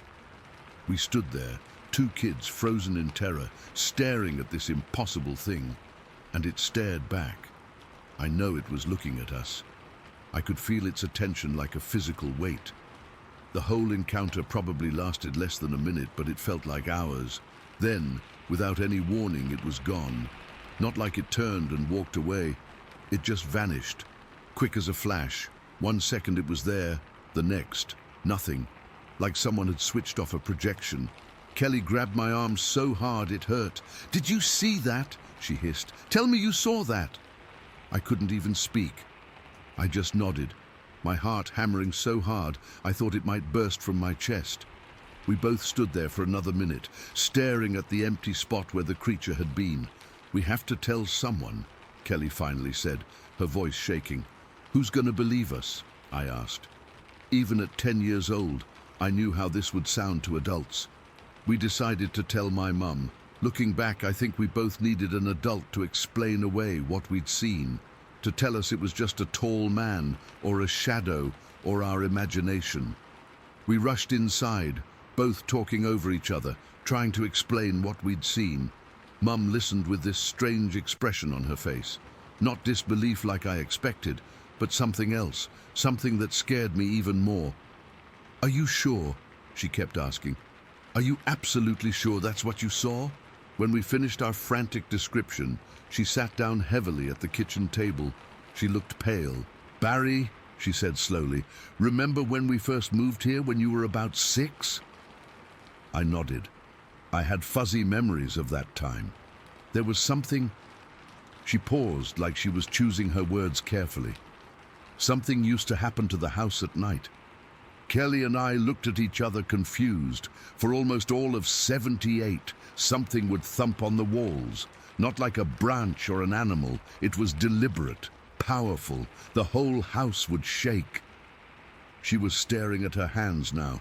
Your father thought it was vandals. He'd run outside with a flashlight, but there was never anyone there. No footprints, nothing disturbed. It happened at least twice a week for months. I felt cold despite the warm day. Why didn't you ever tell me? You were little. We didn't want to frighten you, and then it just stopped. Right before Christmas that year. She looked up at us. We never knew what it was. Kelly stayed for dinner that night. Neither of us wanted to be alone. We kept glancing out the windows, expecting to see that thing watching us from the tree line. After Kelly went home, I couldn't sleep. I kept my curtains tightly closed and my bedside lamp on all night. The next day, we went back to the spot where we'd seen it. I don't know what we expected to find. Footprints, maybe? Some evidence that we hadn't imagined the whole thing? There was nothing. The ground was undisturbed. No broken branches. No sign that anything unusual had been there. We made a pact that day to never tell anyone else. Who would believe two kids claiming they saw some giant hairy monster? We'd be laughed at, or worse, people would think we were lying for attention. For weeks afterward, I refused to play outside alone. I started making excuses to stay indoors. My parents noticed the change, but attributed it to the normal phase of a kid getting older, becoming interested in video games instead of outdoor play. The strange thing is, after a while, I started to doubt myself. Had we really seen what we thought we saw? Could it have been a trick of the light or our overactive imaginations? But then I'd remember the feeling, that intense sensation of being watched, and I'd know it was real. About a month after the incident, I overheard my parents talking late at night. I'd gotten up for a glass of water and heard them in the living room. "It's back, isn't it?" my mother was saying. Whatever it was 4 years ago. "We don't know that," my father replied, but he didn't sound convinced. "The Hendersons' dog won't stop barking at night. The Mitchells said something tipped over their garbage bins 3 times this week. And now what Barry and Kelly saw. They're kids, Sarah. Kids with imaginations. You didn't see their faces. They were terrified, and they described it so similarly without prompting each other. They changed the subject when they realized I was listening. But that conversation confirmed what I already knew. Something wasn't right in our neighborhood. As the weeks passed, other strange things happened. Pets going missing. Unusual sounds in the night. People reported feeling watched when they were in their backyards. But no one else ever reported seeing what Kelly and I saw. By the time summer break started, the incidents had tapered off again. Life returned to normal, or what passed for normal.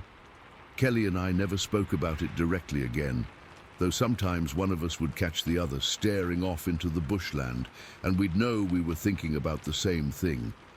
We drifted apart in high school. Kelly's family moved to Melbourne when we were 15, and we lost touch. I still live in the area, though not in my parents' house. I couldn't bring myself to stay there after they passed away. Sometimes, when I'm driving near the national park, I find myself scanning the tree line. I never see anything unusual anymore. But that feeling, that distinct sensation of being observed, occasionally returns when I'm alone. I've researched similar sightings over the years. Australia has its share of cryptid legends, the yowie being the most famous, but none of the descriptions quite match what we saw that day. Most yowie accounts describe something more ape-like, with a distinct face and neck. What we saw was different. Wrong somehow, in a way that's hard to articulate. I'm 49 now, with kids of my own. I've never told them this story. Maybe I never will. But sometimes I wonder if that thing is still out there, watching from the trees. If it's been there all along, observing us while remaining just out of sight. I still don't know what Kelly and I saw that November day in '82. Part of me doesn't want to know. But another part wonders if anyone else has seen it too.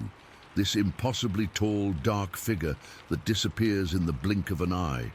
This creature that seemed to take an interest in two ordinary kids playing handball on an ordinary Saturday. Whatever it was, it changed me, made me realize that the world is stranger and more mysterious than we're taught to believe. And sometimes, just sometimes, when I'm alone near the bush at dusk, I swear I can feel those eyes on me again. Story 9. I've been reluctant to share this experience for years. It happened back in 1997 when I was working as a wildlife surveyor in Australia. I've spent most of my adult life in the bush, and I've seen some weird stuff, but nothing that's ever made me question my sanity like this did. It was late October, and I was conducting an environmental survey in a really remote part of the Blue Mountains in New South Wales, the kind of place where you don't see another human for weeks. This particular area hadn't been properly surveyed in decades, and I was tasked with cataloguing nocturnal marsupials and their habitats. I'd been out there for about a week already. My routine was pretty simple. Hike during the day, set up camera traps, record observations, and then do night surveys with a spotlight to count nocturnal species. I was completely alone except for the usual bush sounds, the screech of cockatoos during the day, and the weird, almost human-like moans of koalas at night. That particular day had been uneventful. I'd hiked about 15 kilometers through some pretty dense bush, mostly dry eucalypt forest with some patches of rainforest in the gullies. The weather was good, warm, but not hot, and I'd found a decent spot to camp near a small creek. Nothing out of the ordinary. I set up my small tent, got a fire going, and heated up some dehydrated pasta for dinner. By the time I finished eating, the sun had set, and that deep bush darkness had settled in. If you've never experienced it, it's a darkness that feels alive somehow. The stars were incredibly bright that night, and there was just a sliver of moon. Around 9:30, I was sitting by my fire updating my field notes. The fire was burning low, just enough to give some light and keep the chill off. I remember feeling completely at peace. That's one of the things I love about being in the bush, that feeling of being exactly where you're supposed to be. Then something changed. I can't really explain how I knew, but suddenly I felt like I wasn't alone anymore. It wasn't like hearing a sound or seeing movement. It was more primal than that. The hair on the back of my neck stood up, and I had this overwhelming sense that I was being watched. At first, I thought it might be a dingo, or maybe a feral pig. Both are common enough in the area, so I grabbed my torch and scanned the darkness beyond my campfire. Nothing. But that feeling wouldn't go away. If anything, it got stronger. I added more wood to the fire, trying to push back the darkness. That's when I noticed how quiet it had gotten. Usually the bush at night is full of sounds, insects, frogs, the occasional rustling of nocturnal animals. But everything had gone completely silent. That's when I really started to get nervous. I stood up and did another sweep with my torch. This time, I caught something at the very edge of the light, maybe 30 meters away, partially hidden behind a large eucalyptus tree. At first, I could only make out a dark shape, much larger than any animal that should be in the Australian bush. I focused my torch beam on it, and that's when I saw it clearly. Standing there, partially concealed by the tree but clearly visible, was what I can only describe as a massive, upright figure covered in dark hair or fur. It was tall, at least 7 feet, maybe more. The build was powerful, with broad shoulders and long arms. But what really got me were the eyes. When my torch beam hit them, they reflected back this deep, glowing red. Not like the typical eye shine you get from most animals, which is usually yellowish or greenish. This was a deep, blood red that seemed to glow from within. The thing didn't move at first. It just stood there, staring at me. I was completely frozen. My brain was trying to categorize what I was seeing, but nothing made sense. There are no large primates in Australia. There are no bears.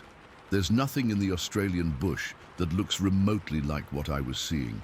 We stared at each other for what felt like forever, but was probably only 20 or 30 seconds. I didn't feel threatened exactly, but there was this overwhelming sense of power coming from this thing. Like I was in the presence of something ancient and intelligent. Then, without making a sound, it simply turned and walked away into the darkness. Its movement was fluid and deliberate, not like a person crashing through the bush, but something that knew exactly how to move silently despite its size. I kept my torch aimed in that direction, but it was gone. Just disappeared into the bush without making a sound, which seemed impossible for something so large. I stayed up all night. There was no way I could sleep after that. I kept the fire blazing and sat with my back against a tree, torch in one hand and my knife in the other. Not that either would have helped much if that thing had decided to come back. The rest of the night passed without incident, but I couldn't shake the feeling of being watched. When dawn finally broke, I felt a massive wave of relief wash over me. I'm not ashamed to admit I was scared, more scared than I've ever been before or since. Once it was fully light, I decided to investigate. Part of me didn't want to, but the scientist in me needed to know if there was any physical evidence of what I'd seen. I walked to the spot where I'd seen the figure.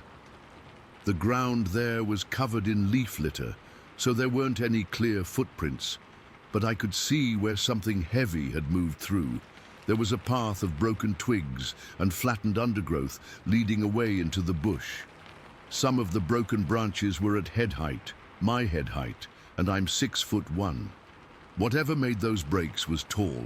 I followed the trail for about 100 meters before it disappeared into rockier terrain. Along the way, I found a few hairs caught on the rough bark of a tree. They were dark, coarse, and about 15 centimeters long, not like any animal hair I was familiar with. I collected them in a specimen bag, thinking I'd have them analyzed when I got back. I was due to stay out there for another 5 days to complete my survey. I seriously considered packing up and getting the hell out of there, but professional pride won out. I had a job to do, and I'd never failed to complete an assignment before. So I stayed, but I changed how I operated. I moved my camp to a more open area, where I'd have better visibility. I collected a lot more firewood than usual and kept my fire going all night. I also started making more noise as I moved through the bush during the day, something they teach you to avoid encounters with snakes and other wildlife, but I figured it might keep away whatever I'd seen as well. For the next 5 days, I didn't see the creature again, but I never shook the feeling of being watched. Several times I heard unusual sounds at night, not animal sounds, but not quite human either, kind of like wood knocking against wood, and once what sounded like a low, rumbling vocalization that made my whole body tense up. On the third night after my sighting, I woke up around 2 in the morning to find my backpack had been moved from where I'd left it. Nothing was taken, but it had definitely been handled. There were no animals in the area that could have moved a 20-kilo pack. By the time I finished my survey work, I was completely exhausted from lack of sleep and constant vigilance. I hiked the 20 kilometers back to my vehicle in a single day, moving faster than was probably safe just to get out of there. When I got back to civilization, I found myself reluctant to talk about what I'd seen. Who would believe me? I'd sound crazy. But I remembered that the area was traditional Aboriginal land, so I decided to speak with some of the local elders. I met with an elderly Aboriginal man named Uncle Jack, not his real name, and described what I'd seen. I expected skepticism or maybe amusement, but he just nodded slowly and said, "You saw the Yowie. They've always been out there." He went on to tell me that the Yowie had been known to his people for thousands of years. They were considered ancient beings that should be respected and left alone. He wasn't surprised by my description or by the location of my sighting. According to him, that particular area had long been known as a place where the Yowie lived. When I showed him the hairs I'd collected, he became very serious and told me to get rid of them. He said that taking anything from the yowie was disrespectful and could bring bad luck. I respected his wishes and scattered the hairs back in the bush before I left the area. It's been over 25 years since that night, and I've never gone back to that specific location. Though I've worked in many other remote areas since then, I've never seen anything like it again. But I've heard similar stories from other people who've spent time in the Australian bush. Rangers, hikers, other field researchers. I lost the footage from my camera traps during a hard drive failure years ago, and I sometimes wonder if there might have been something on them that I missed. The rational part of my brain still tries to explain it away. A large, feral human maybe, or some kind of mass hallucination brought on by isolation. But deep down, I know what I saw. I've spent my entire career observing and documenting wildlife. I know the difference between a known animal and something that shouldn't exist. What I saw that night was real. It was intelligent. And it doesn't fit into any scientific classification I'm aware of. I still work in the bush regularly, and I still love it out there. But now, whenever the bush goes silent and that feeling of being watched creeps over me, I don't shine my torch into the darkness anymore. Some things are better left unseen. Story 10. I've never told this story to anyone except my closest friends and family, and even then, most of them think I'm either crazy or making it up. But I know what I saw that night in September of 2017. It's been over 6 years, and I still get goosebumps thinking about it. I still avoid going anywhere near that spot on Big Piney River after dark. It was late September, probably around the 23rd or 24th. The weather in Missouri was perfect. Not too hot anymore, but not cold either. My buddy Chris and I had been working overtime all week at the warehouse in Waynesville, and we needed to blow off some steam. We grabbed some beers and drove out to this little gravel pull-out spot by Big Piney River in Pulaski County. It's this secluded area where locals sometimes go fishing or just to hang out.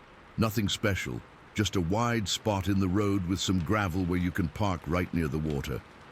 We got there around 10 at night.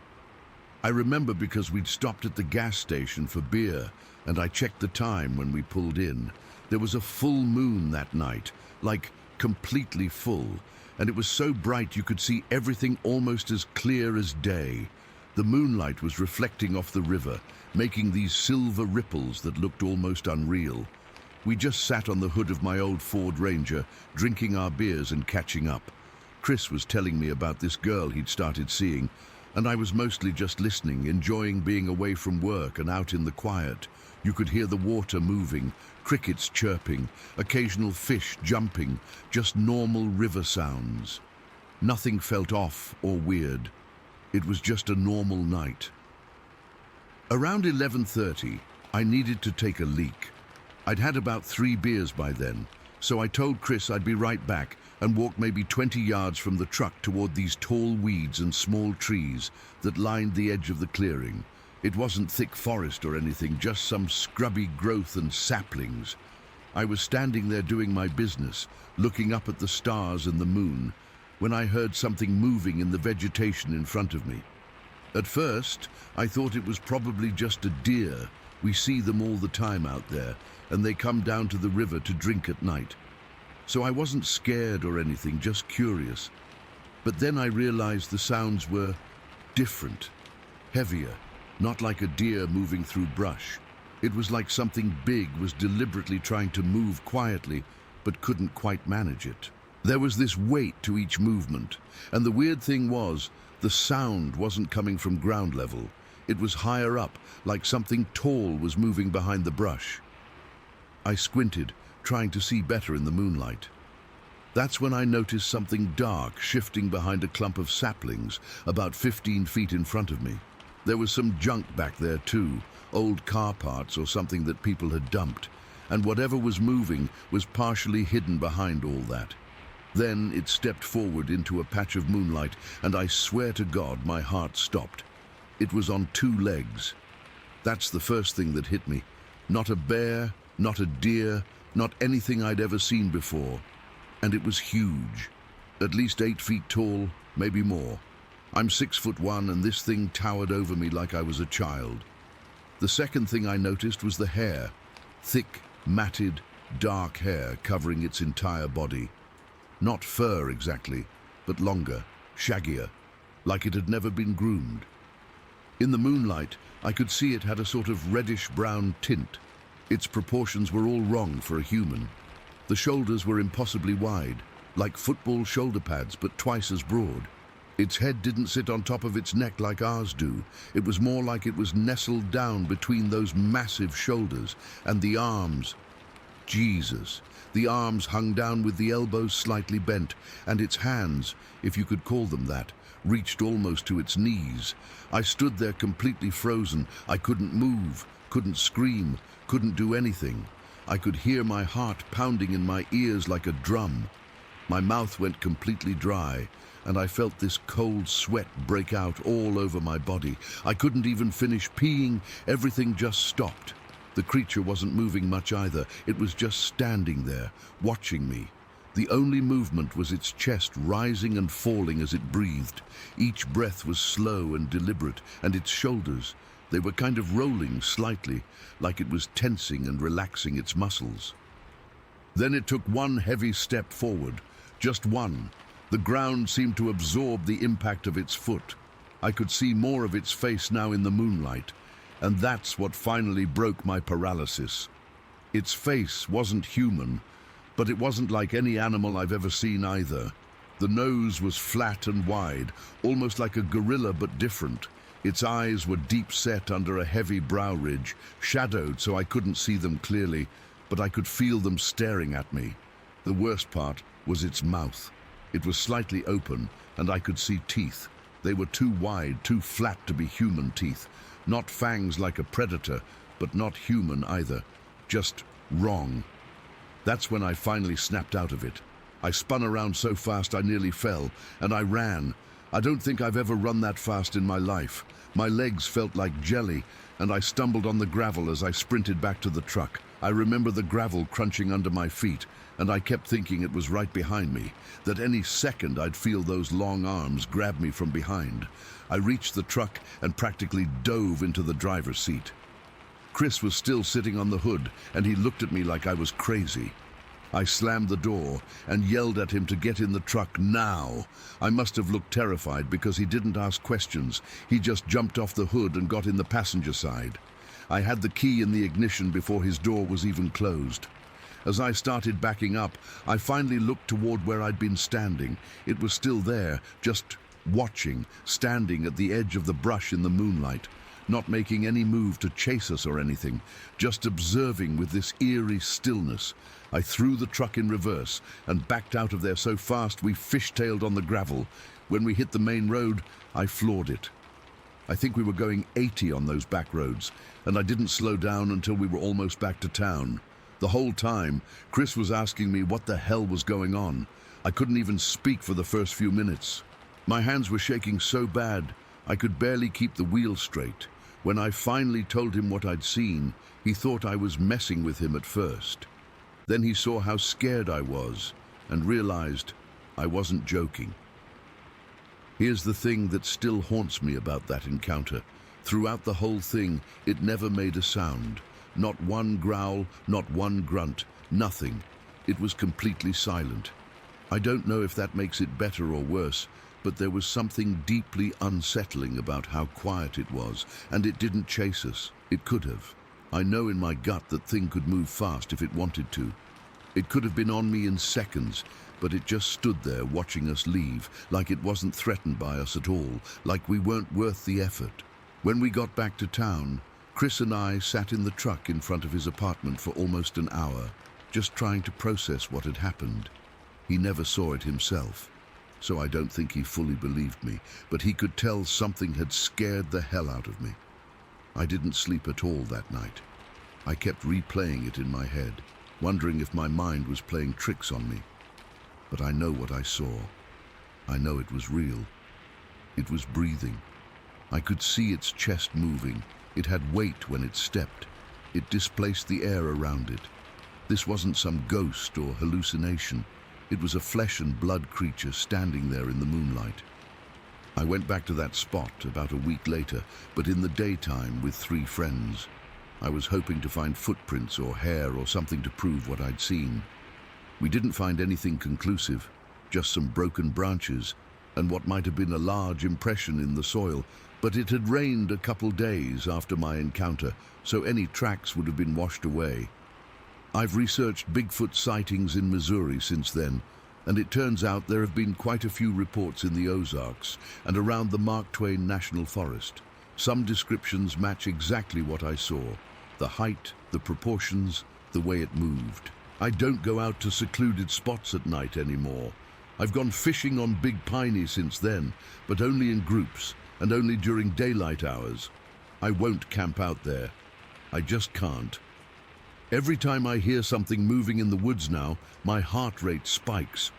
I'm constantly looking over my shoulder. Sometimes I try to convince myself it was just a bear standing on its hind legs, but I know that's not true. Bears don't stand that tall. They don't have those proportions, and they certainly don't move the way this thing did. What I saw was something else entirely. I don't care if people believe me or not. I know what I saw that night by the river. It was watching me just as much as I was watching it. And sometimes when I'm driving on those back roads at night, I can't shake the feeling that it's still out there in the woods, watching and waiting. And I wonder how many other people have seen it, but, like me, are too afraid of being ridiculed to come forward with their stories. All I know for sure is that I saw a Bigfoot that night. Not a costume, not a bear, not a figment of my imagination. It was real. It was breathing, and it was aware. And that knowledge has changed something fundamental about how I see the world. There are things out there we don't understand, things that shouldn't exist but do. And once you've seen them face to face, you can never go back to not knowing. Story 11. I've waited over 6 years to share this, mainly because I know how it sounds. But what happened that night in August 2017 still keeps me up sometimes, and I need to get it off my chest. I live about 15 miles outside Sumter, South Carolina, in a house that sits on about 3 acres. We've got woods on 3 sides, and I've always loved that privacy. Been here almost 20 years now, so I know every sound these woods make. The coyotes that yip after sunset, the barred owls that call to each other, even the way deer sound when they're moving through the underbrush at night. I'm not jumpy about wildlife. Never have been. That night started normal enough. My wife Linda had gone to bed around 11, but I was still up watching some documentary on the History Channel. Must have nodded off on the couch because I remember waking up and checking my phone. It was 2:33 in the morning. I was about to head to bed when I heard it, this howl coming from the tree line behind our house. It's hard to describe, but it wasn't a coyote, wasn't a dog, wasn't anything I recognized, and like I said, I've lived here long enough to know what belongs and what doesn't. This sound was deeper, almost deliberate, like it had weight to it. It was close too, maybe 50 yards from the back of the house. I remember sitting up straight, suddenly wide awake. I listened for it again, but there was just silence. Now, I'm not the type to get spooked easily, but something about that sound felt wrong. I decided to check it out. I grabbed my big mag light from the kitchen drawer, the heavy one that could double as a weapon if needed, and stepped out onto our back porch. The August air was thick and humid, typical for South Carolina summers. The woods were just a wall of black beyond our yard. I swept the beam across the tree line, but didn't see anything moving. Standing there in my boxers and t-shirt, I suddenly felt exposed, vulnerable, like I was being watched. The crickets were chirping, but otherwise it was dead quiet, too quiet, looking back on it. I was about to head back inside when I heard it again, the same howl, but closer this time, maybe 40 yards away, just at the edge of where our mowed lawn meets the trees. I froze, spotlight aimed in that direction, but still couldn't see anything. Then something happened that made my stomach drop. Another howl answered from behind our detached garage on the left side of the property. Two long calls, different from the first one. It was like they were communicating, talking to each other. I'm not ashamed to admit I felt genuine fear at that moment. Whatever these things were, they were coordinating, positioning themselves around my house. I quietly stepped back inside, closing the screen door as softly as I could. I didn't slam it or make any sudden movements. Something told me not to let whatever was out there know I was scared. I locked the door and stood in the kitchen, heart pounding. Part of me wanted to grab my shotgun from the safe, but another part didn't want to escalate whatever was happening. I decided to just watch and listen. That's when the rocks started hitting the roof. At first, I thought I was hearing things, little tapping sounds on the metal roof over our porch.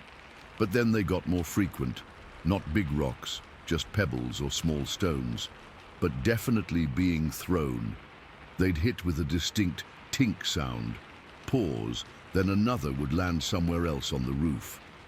This went on for a good 10 minutes, standing in my dark kitchen, listening to something systematically throwing rocks at my house at almost 3 in the morning. It was surreal. I've never felt so helpless in my own home. I finally worked up the courage to go wake Linda. She's always been the practical one between us, and I half expected her to tell me I was dreaming, or it was just raccoons fighting. I gently shook her awake and whispered what was happening. "Tom, you're being ridiculous," she mumbled, half asleep. But then we both heard it. 2 deep howls from the left side of our property, maybe 75 yards out. Linda sat bolt upright in bed. "What the hell was that?" she whispered.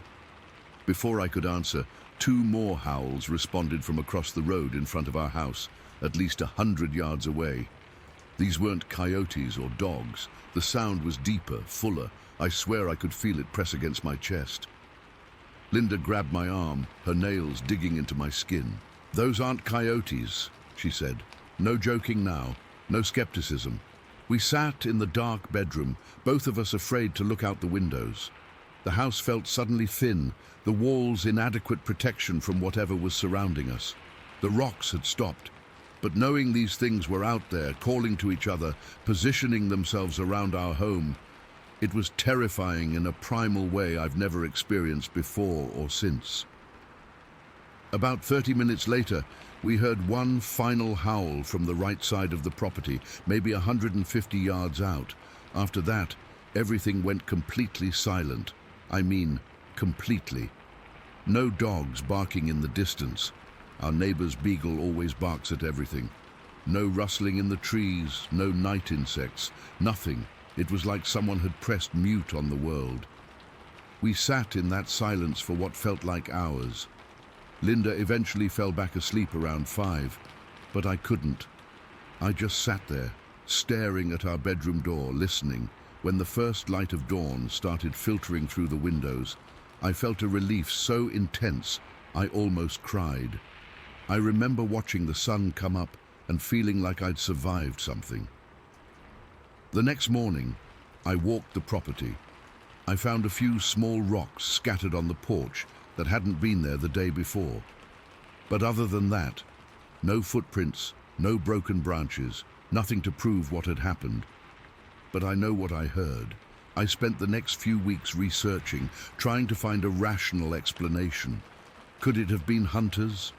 Not at 2:30 in the morning, not in August, and hunters don't surround homes and throw rocks. Teenagers playing pranks. We lived too far out, and those howls weren't human. I finally stumbled across some online forums where people described similar experiences. The coordinated movements, the rock throwing, the distinctive howls.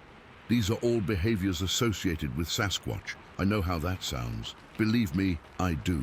If someone had told me this story 6 years ago, I'd have smiled politely while thinking they were crazy or lying. But I know what I experienced. Whatever surrounded our house that night wasn't human, and it wasn't any known animal either. The deliberate nature of it, the coordination, the rock throwing, the way they positioned themselves around the house, it showed intelligence, and that's what still disturbs me the most. I told a few friends about it in the weeks after.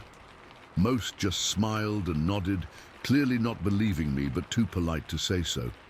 My brother-in-law flat out laughed. Linda doesn't like talking about it, says it gives her nightmares. Over time, I just stopped bringing it up. But here's the thing. In the 6 years since, I've had 3 more incidents. Nothing as intense as that night, but enough to let me know they're still out there. Last summer, I found a line of 3 large rocks stacked on top of each other at the edge of our property. No way they got there naturally.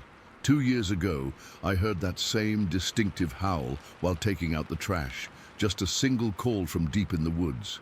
I've installed security cameras now, motion sensor lights too. Linda thinks it's because I'm worried about break-ins, and I let her believe that.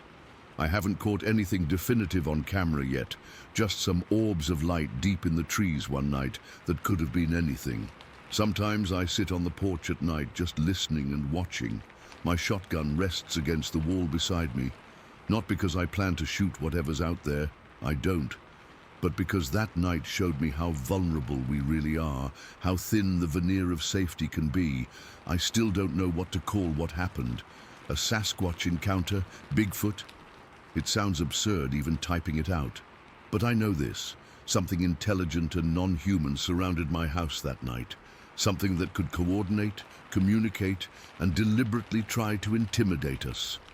The most terrifying part, I think they were just curious. Testing us, seeing how we'd react. And sometimes on dark nights when I can't sleep, I wonder when they'll decide to do more than just throw rocks and howl. Story 12. I've been a hunter my whole life. My dad taught me, his dad taught him, and I've been teaching my son since he was old enough to walk. We've seen all kinds of things out in the woods. Bears, mountain lions, weird natural phenomena. But what happened to me a few days ago, I still can't wrap my head around it. This happened last week, November 3rd, near Tallahena, Oklahoma. Me and my boy Jake went bow hunting like we do every season. We know these woods like the back of our hands, been hunting this same area for over 20 years now. Nothing out of the ordinary ever happens. Well, almost nothing. We got to our spot before dawn, maybe around 5:30 in the morning. Weather was perfect, cool but not cold, slight breeze, clear skies. Jake took the north ridge while I headed to my favorite tree stand that overlooks this little pond. It's a great spot because I can see down into the hollow that leads to the water, and there's an old abandoned logging road that runs nearby. Animals use that road as a path all the time. The morning was completely normal. I climbed up into my stand, got settled in, nocked an arrow, and waited. For the first few hours, everything was exactly like it should be. Squirrels were jumping from branch to branch, scratching around in the leaves. Birds were singing their morning songs. I even saw a couple of does with their fawns, but they were too far away for a good shot, so I just enjoyed watching them. Around noon, I had some jerky and water, texted Jake to see if he'd seen anything. He hadn't, and then went back to waiting. That's what hunting is mostly, just waiting and watching, and I love it. The peace, the quiet, being out in nature. It's my favorite thing in the world. The afternoon dragged on without much action. I was starting to think we might get skunked for the day when something changed. It was about 5 o'clock, sun was getting low, and suddenly I noticed the woods had gone completely silent. And I mean silent. No birds, no squirrels, nothing. It was like someone had hit a mute button on the entire forest. Any hunter will tell you that when the woods go quiet like that, it means something's wrong. Usually it means there's a predator nearby, a bear or a cougar that spooked all the smaller critters. So I sat up straighter, got more alert, and started scanning the trees more carefully. That's when I saw it. Movement, maybe 70 or 80 yards away, across the hollow on the opposite ridge. At first I thought it was another hunter. That's always your first assumption when you see movement that size in the woods. I was a little annoyed because I thought this area would be empty today. But as I watched this figure move down the slope toward the log road, something felt off. The way it moved wasn't right. It wasn't walking like a person walks. I can't explain it exactly, but there was this smoothness to its motion that made the hair on my arms stand up. I raised my binoculars, trying to get a better look. What I saw, Jesus, I still see it when I close my eyes at night. It wasn't a person. It wasn't a bear. It wasn't anything I've ever seen in these woods before. This thing was huge, easily over 7 feet tall, maybe 8. It was covered in thick, shaggy black hair all over its body. Not fur like a bear, but hair, more like a human's, but longer and coarser. Its arms were incredibly long, swinging at its sides as it walked, and its legs, they were powerful, moving with this weird grace over the uneven ground like it knew exactly where to step without even looking. I froze, completely froze. Didn't move a muscle, didn't even breathe. I was about 20 feet up in my tree stand, well camouflaged and downwind. There was no way this thing could know I was there. But then it stopped. It was maybe halfway down the slope, still a good 60 yards from me. It took 2 steps backward, like it had suddenly sensed something. And then it turned its head and looked directly at me. Directly at me. I swear to God, it knew exactly where I was sitting, even though there's no way it should have been able to see me. That moment, I'll never forget it as long as I live. I was looking at a face that was almost human, but not. It had this wide brow ridge, deep-set dark eyes, and a broad, flat nose. The skin around its eyes and across its cheekbones was bare. No hair, just dark skin, but thick hair framed its jaw and forehead. Its eyes, there was intelligence in those eyes. Not animal intelligence, something else. We stared at each other for what felt like forever, but was probably only 15 or 20 seconds. My hands were shaking so bad on the rail of my stand that I thought I might fall out. My bow was right beside me, but I never even thought about reaching for it. All I could think was, don't move. For the love of God, don't move. Then, without making a sound, not a single branch snapping or leaf rustling, it turned back toward the ridge and just disappeared into the trees, like a ghost. 1 second it was there, the next it was gone. I sat in that stand for another hour, too terrified to move. Finally, when it started getting dark, I texted Jake. Coming out, meet at the truck. My hands were shaking so bad I could barely type. I practically ran back to our meeting spot, looking over my shoulder the whole way. Jake could tell something was wrong the second he saw me. Dad, you look like you've seen a ghost, he said. I didn't know what to tell him. I've never been one for wild stories or exaggerations. I deal in facts, in what I can see and touch and prove. But what I'd seen, there was no explaining it in a way that wouldn't sound crazy. But I told him anyway, told him everything.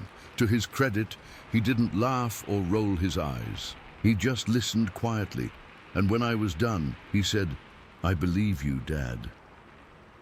That night I couldn't sleep. I kept replaying what I'd seen over and over in my head. The next morning, I convinced Jake to go back with me to the spot where the thing had stood. I needed to check something. When we got there, I stood exactly where the creature had been standing when it looked at me. Then I looked back at my tree stand. Just as I suspected, I couldn't see it. The brush between that spot and my stand was so thick that the only way that thing could have seen me from where it stood was if it was at least 8 feet tall.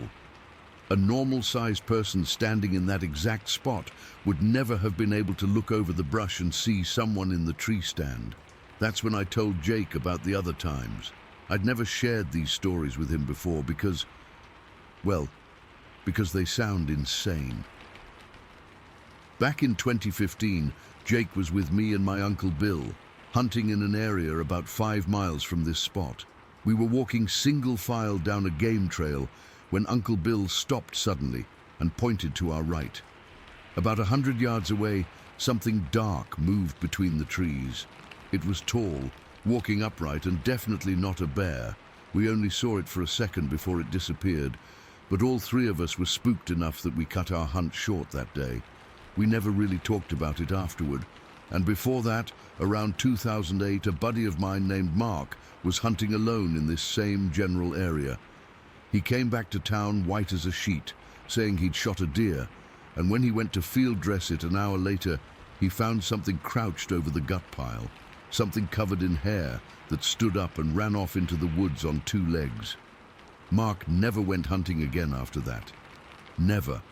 A lifelong hunter who just quit cold turkey. Jake was quiet for a long time after I told him these stories. Finally, he said, "So you think it's a Bigfoot? Like an actual Sasquatch?" I've never been one to believe in that kind of thing. Ghosts, monsters, cryptids, that's all nonsense to me. Or it was. But what else could it have been? I've spent my entire life in these woods. I know every animal that lives here. I know what bears look like, what they sound like, how they move.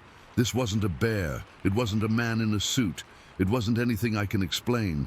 And those eyes, the way it looked at me, there was something in that look. Something that seemed to say, I know you're watching me and I'm letting you see me. I went hunting again yesterday. Same spot. Jake didn't want me to go alone, but I needed to. I needed to see if it would come back. It didn't. But the whole time I was out there, I felt like I was being watched. Every snapping twig, every rustle in the bushes made me jump. These woods that have always been like a second home to me now feel different, inhabited. I don't know what I saw out there in the woods near Tallahena. I don't know if I'll ever know. But I'm certain of one thing. I'm not the first to see it, and I won't be the last. And no matter how many times I go back to those woods, I'll never feel alone there again. Story 13. I've never really told this story to anyone outside my immediate family. It's been 12 years now, and I still get a weird feeling in my stomach when I think about it. I guess I'm sharing it now because I keep seeing similar accounts online, and it's making me question everything I told myself back then. It happened during winter break of my sophomore year of college, back in late December of 2011. I was home visiting family in Yakutat, Alaska, a small coastal town surrounded by wilderness. If you've never been there, it's the kind of place where everyone knows everyone, and the nearest city feels like it's on another planet. During winter, we get maybe 6 hours of daylight, and the darkness feels heavier somehow than it does in other places. My parents had moved to Yakutat when I was in high school, so it wasn't my hometown exactly, but I'd spent enough time there to know the area pretty well. I'd made friends with some of the locals, including this guy named Ethan, who I'd gotten close with during my senior year of high school. So anyway, it was 2 days after Christmas, and I was bored out of my mind. My parents had gone to bed early, and I was restless, so I texted Ethan to see if he wanted to hang out. He suggested we drive around a bit, maybe head out toward the old logging roads where we used to go sometimes to just chill and talk. It was around 9 in the evening when he picked me up in his beat-up Jeep Cherokee. It was freezing that night, probably around 15 degrees, but it wasn't snowing. The sky was clear, and there was this bright half moon casting this eerie blue light over everything. We drove for maybe 20 minutes, just catching up about college and girls and all that normal stuff. Ethan knew all these back roads that wound through the forests and around the foothills, and we ended up on this narrow gravel path that followed along the base of some rocky cliffs. We weren't really doing anything specific, just driving slowly with the heater blasting, listening to music and talking. At one point, Ethan pulled over so we could stretch our legs. I remember stepping out and immediately feeling how quiet it was. That's something about Alaska in winter that's hard to explain to people who haven't experienced it. This profound, almost pressurized silence that makes your ears strain for any sound at all. We were standing by the Jeep, and I was looking around, taking in the surroundings. The cliffs to our right rose up maybe 100 feet, jagged and imposing against the night sky. The moonlight was casting these sharp shadows across the rock face, creating these patches of deep darkness between illuminated sections. That's when I noticed something moving. At first, I thought my eyes were playing tricks on me. It was this dark shape against the cliff wall, maybe 100 feet away from where we were standing. I squinted, trying to make sense of what I was seeing. "Ethan," I said, my voice coming out weirdly tight. "Look over there." He followed my gaze but didn't seem to register anything unusual at first. "What am I looking at?" "On the cliff," I said. "There's someone standing there." And there was. As my eyes adjusted and focused, I could make out a figure standing completely upright on what must have been a ledge or outcropping about halfway up the cliff. The figure was tall, incredibly tall, maybe 7 feet at least. Even from that distance, I could tell it had this wide torso and these broad shoulders that seemed disproportionate to what a normal human would have. But what really got me was the head. It was large and seemed to sit directly on top of the shoulders, like there wasn't much of a neck at all. And the entire body, from what I could make out in the moonlight, appeared to be covered in some kind of thick hair or fur. For what felt like forever, but was probably only 10 or 15 seconds, this thing just stood there, completely motionless. I couldn't make out any facial features from that distance, especially in the darkness, but I had this overwhelming feeling it was watching us, studying us. Then, without any apparent effort, it turned and disappeared behind the rock edge. No sound, no rustling, just there one moment and gone the next. "Did you see that?" I asked Ethan, my voice barely above a whisper. "See what?" he replied, sounding confused. I pointed to where the figure had been standing. There was something up there, like a person, but not right. Ethan stared at the spot for a few seconds. "I didn't see anything, man. Maybe a shadow or something?" I tried to explain what I'd seen, but even as I was describing it, I found myself second-guessing. Maybe it was just a hunter or a hiker, I told myself. Maybe the darkness and the moonlight were playing tricks with perspective, making whoever it was look bigger than they actually were. But the more I thought about it, the less sense that made. Who would be hiking along a cliff face at night in December in Alaska? And the way it moved, or rather, the way it didn't move until that final moment, wasn't natural. People fidget. They shift their weight. They don't stand completely motionless for that long, especially not in sub-freezing temperatures. I remember feeling this sudden chill that had nothing to do with the cold. I wanted to get back in the Jeep immediately. "Let's go," I said to Ethan. "I don't feel good about this place." He gave me this weird look but didn't argue. We got back in the Jeep and he started driving. I kept looking out the window, scanning the cliffs as we passed, half expecting to see the figure again. But there was nothing. "What did you actually see back there?" Ethan asked after a few minutes of silence. I hesitated. I already felt stupid for freaking out, and I didn't want to sound crazy. "I don't know, man. Probably nothing. Just some weird shadow that looked like a person." But it wasn't just a shadow. I knew that, even if I wasn't ready to admit it to Ethan or even fully to myself. The rest of the night was uneventful. We drove around a bit more, eventually heading back to town. Ethan dropped me off around midnight, and I went inside, still feeling unsettled but trying to rationalize what I'd seen. I didn't sleep well that night. I kept replaying the image in my head, that tall, broad figure with the strange proportions, the way it stood so unnaturally still, the way it moved with such silent deliberation. Every time I closed my eyes, I saw it there on the cliff, watching. The next morning, I convinced myself it had to have been a hunter or maybe even a bear standing on its hind legs, though I knew bears don't stand like that for extended periods. I told myself the darkness and distance had distorted my perception. I didn't mention it to my parents or anyone else. What would I even say? "I saw a weird tall thing in the woods last night." It sounded ridiculous even in my head. For years afterward, I managed to file the experience away as just one of those unexplained but ultimately meaningless moments. I went back to college, graduated, got a job, moved on with my life. I didn't think about that night much. But then, about 3 years ago, I was browsing online late one night when I stumbled across this forum where people shared accounts of strange encounters in the wilderness. Out of curiosity, I started reading, and what I found made my blood run cold. There were dozens of accounts from all over North America describing eerily similar experiences. Tall, broad creatures covered in hair or fur, standing upright with unusual stillness, moving with a silence that defied their size. Many of the encounters happened in wooded or mountainous areas, often at dusk or night.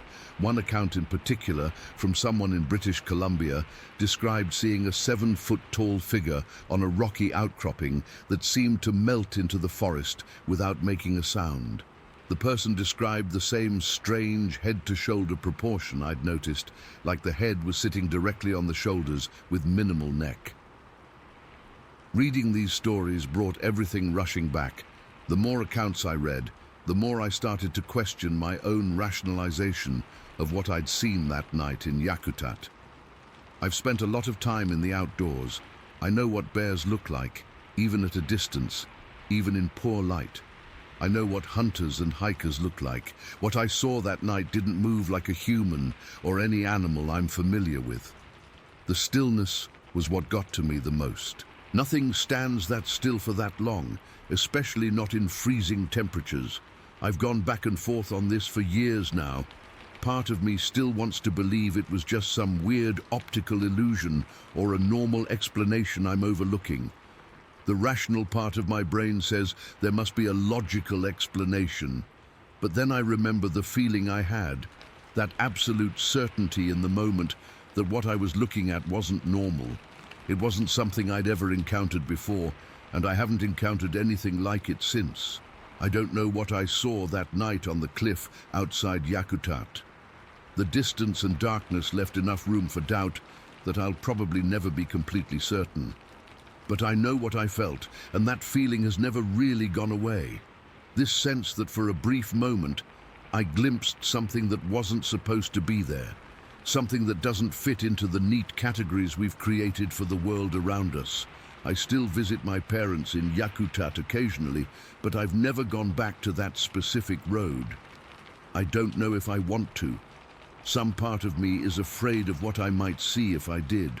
Or worse, what might see me. Story 14. I've been debating whether to share this for months now. Part of me still can't process what happened, and another part worries people will think I'm crazy or making this up. But I need to get this off my chest, and maybe someone here has experienced something similar.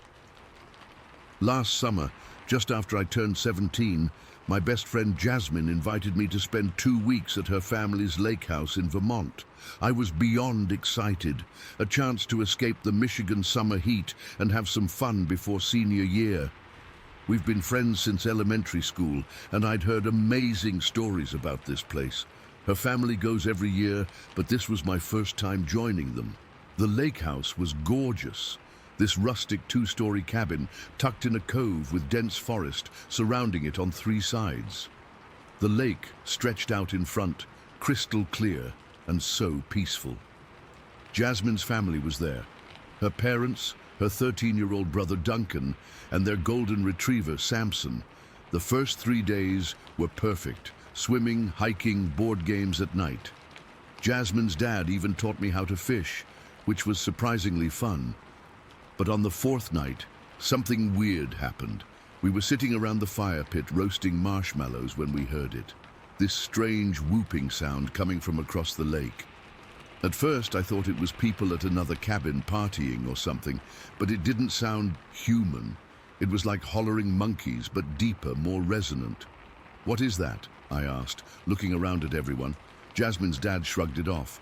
Probably coyotes or some kids messing around. But it didn't sound like coyotes. I've heard coyotes before. This was different. It went on for about 20 minutes, then stopped. I noticed Samson was acting weird too, whining and staying really close to us, which wasn't like him at all. The next day, nobody mentioned it, so I didn't either. We went back to having fun, swimming and hiking, but that night, we heard it again. Same whooping sounds, but this time they seemed closer, and there was definitely more than one, whatever it was, making the noise. By the 6th day, I was getting used to hearing the sounds at night. We'd sit around the fire, and inevitably, the whooping would start. Jasmine's parents kept dismissing it. but I could tell Jasmine was getting freaked out too. Duncan, being 13, thought it was cool and kept trying to imitate the sounds, which annoyed his parents. Then came the day that changed everything. It was hot, around 90 degrees, and Jasmine suggested we take the inflatable boat out to the middle of the lake to cool off. Her parents were going into town for groceries, but said we could go if we stayed within sight of the cabin and wore life jackets. Duncan begged to come along, and Jasmine reluctantly agreed. We packed some snacks and drinks in a waterproof bag, slathered on sunscreen, and dragged the boat down to the dock. It was this big blue 4-person inflatable raft with paddles. Not the most elegant thing, but it was fun and had these little built-in seats. The lake was perfectly still that day, not a hint of wind. We paddled out about 200 yards from shore and just floated, taking turns jumping into the water to cool off. Duncan stayed in the boat. He can't swim well and is kind of terrified of deep water, which is why we made sure he wore his life jacket extra tight. We must have been out there for about 2 hours. It was around 4 in the afternoon when Jasmine said we should head back. The sun was still high, but we'd promised to be back before her parents returned. That's when things got weird. As we paddled toward shore, I noticed movement in the trees along the shoreline. At first, I thought it was the wind, but there wasn't any breeze. These massive pine trees were shaking violently, like someone was pushing them back and forth. "Do you see that?" I asked, pointing. Jasmine squinted. "See what?" "The trees. They're moving." Duncan saw it too. "Whoa! Look at that one." He pointed to a particularly large pine that was swaying so hard I thought it might snap. Then we heard it, this low, guttural grunt. Not like the whooping from before. This was deeper, more animal-like. And it wasn't just coming from one spot. It seemed to be coming from multiple locations in the forest. "Let's get back to the dock," Jasmine said, her voice tight with anxiety. We started paddling faster. The sounds changed then. They transformed into something that sounded like laughter, but not normal laughter. It was like children giggling, but distorted and wrong somehow. It made my skin crawl.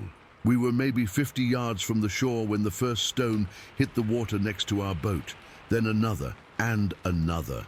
Small rocks, pebbles really, were being thrown at us from the tree line. "What the hell?" Jasmine hissed, ducking instinctively. The stones kept coming, splashing into the water all around us. Then one hit Duncan on the cheek. "Ow!" he yelped, his hand flying to his face. When he pulled it away, there was blood. The stone had actually cut him. Another one hit my arm, leaving an angry red mark. These weren't just being tossed our way, they were being thrown with force. "Paddle faster!" I shouted, fear making my voice crack. We were all hunched down now, using the sides of the inflatable boat as minimal cover while trying to paddle. The rocks kept coming, and the weird laughing sounds got louder. That's when I saw them. At first, I thought my eyes were playing tricks on me. 2 massive shapes standing at the edge of the tree line. They were huge, at least 7 or 8 feet tall, built like bodybuilders, but with proportions that were just wrong. Their arms were too long, hanging almost to their knees. Their shoulders were impossibly broad. They looked almost like older Native American men, but with features that were exaggerated and somehow merged with what I can only describe as gorilla-like characteristics. Dark hair covered their bodies, but not like fur, more patchy, like a mangy dog. Their faces, God, their faces, I only got a glimpse, but they had these deep-set eyes and prominent brow ridges. I froze, paddle mid-stroke. "Jasmine," I whispered, not taking my eyes off them. "Do you see that?" She was facing the other way, frantically paddling. "See what?" she asked, not turning around. "There's something on the shore. 2 somethings." Duncan turned to look, and I heard his breath catch. "What is that?" he whispered. Before I could answer, something hit our boat with a dull thud. Not a rock this time, something bigger, and then I heard the hiss of air escaping. "The boat's punctured!" Jasmine yelled, panic evident in her voice. I glanced down and saw a small hole in the side of the boat near my feet. Water was starting to seep in. As I watched, another object, a sharpened stick or bone, I couldn't tell, pierced the boat from the opposite side. They were deliberately trying to sink us. The boat started to deflate, slowly at first, then faster. We were still at least 30 yards from shore. Duncan was hyperventilating now, his fear of water making him panic even more. "It's okay," I tried to reassure him, even as I watched those things on the shore. They hadn't moved, but I could feel them watching us. "We're going to be fine." But I didn't believe it. The boat was sinking fast now, the sides collapsing inward. Water was pooling around our feet. Duncan was sobbing, clinging to the rapidly deflating side of the boat. "Dad!"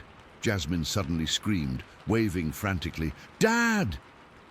I turned to see their family SUV pulling up to the cabin.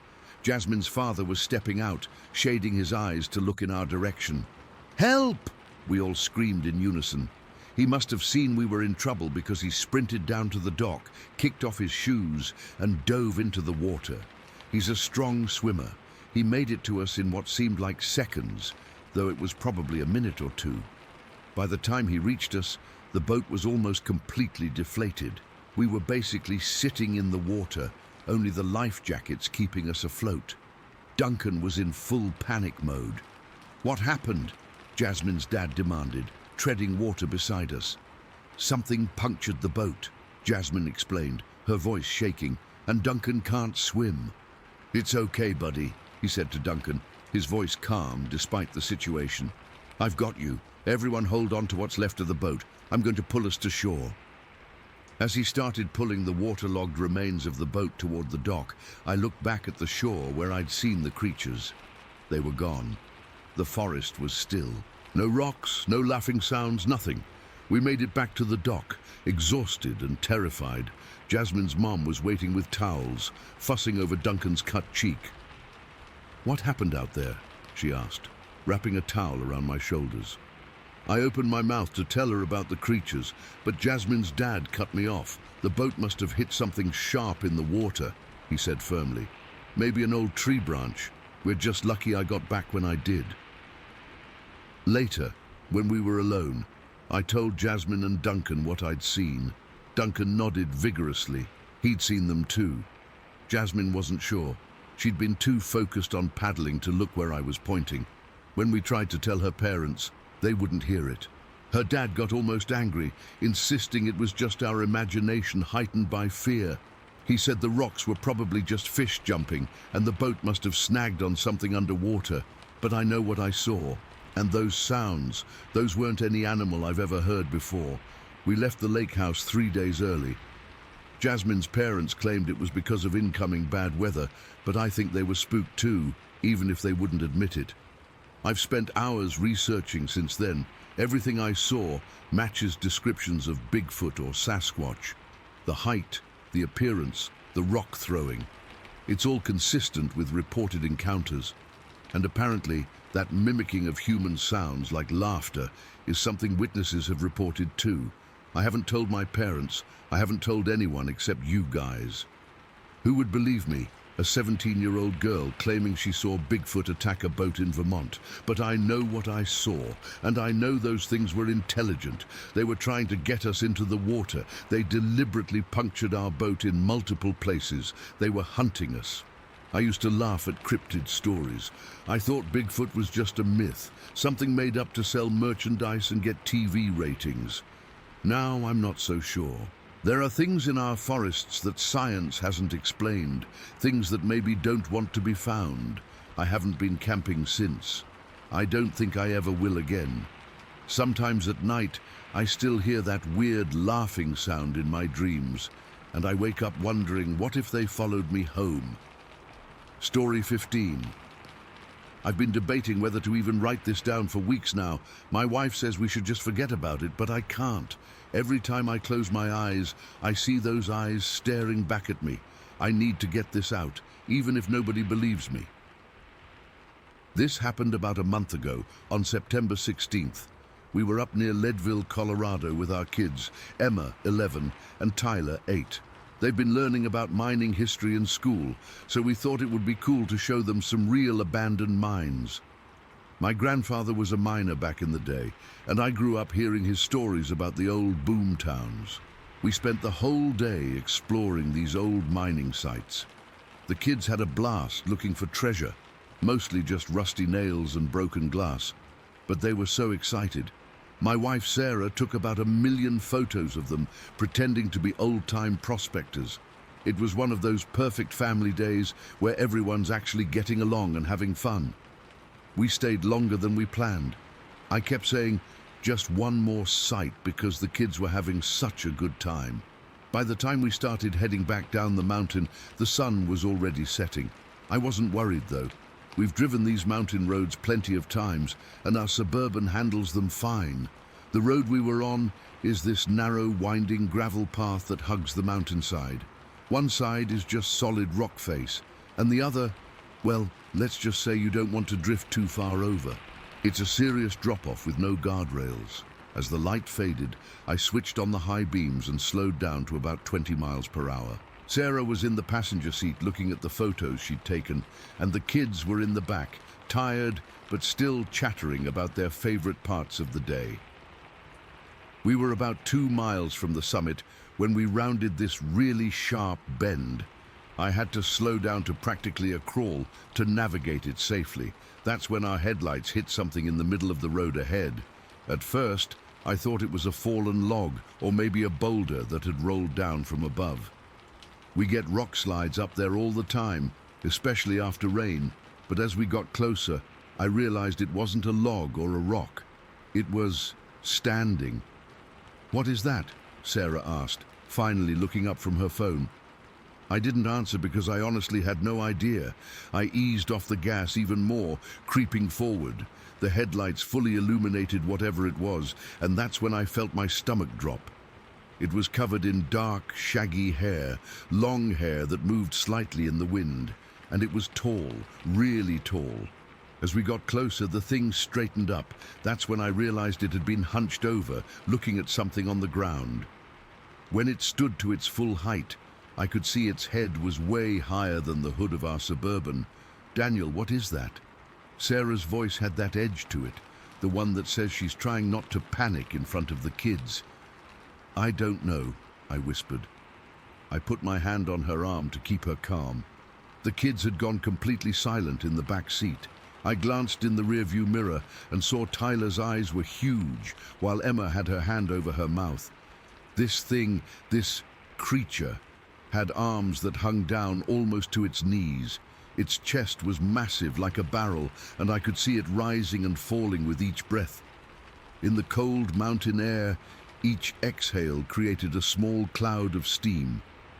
We were maybe 30 feet away now, completely stopped.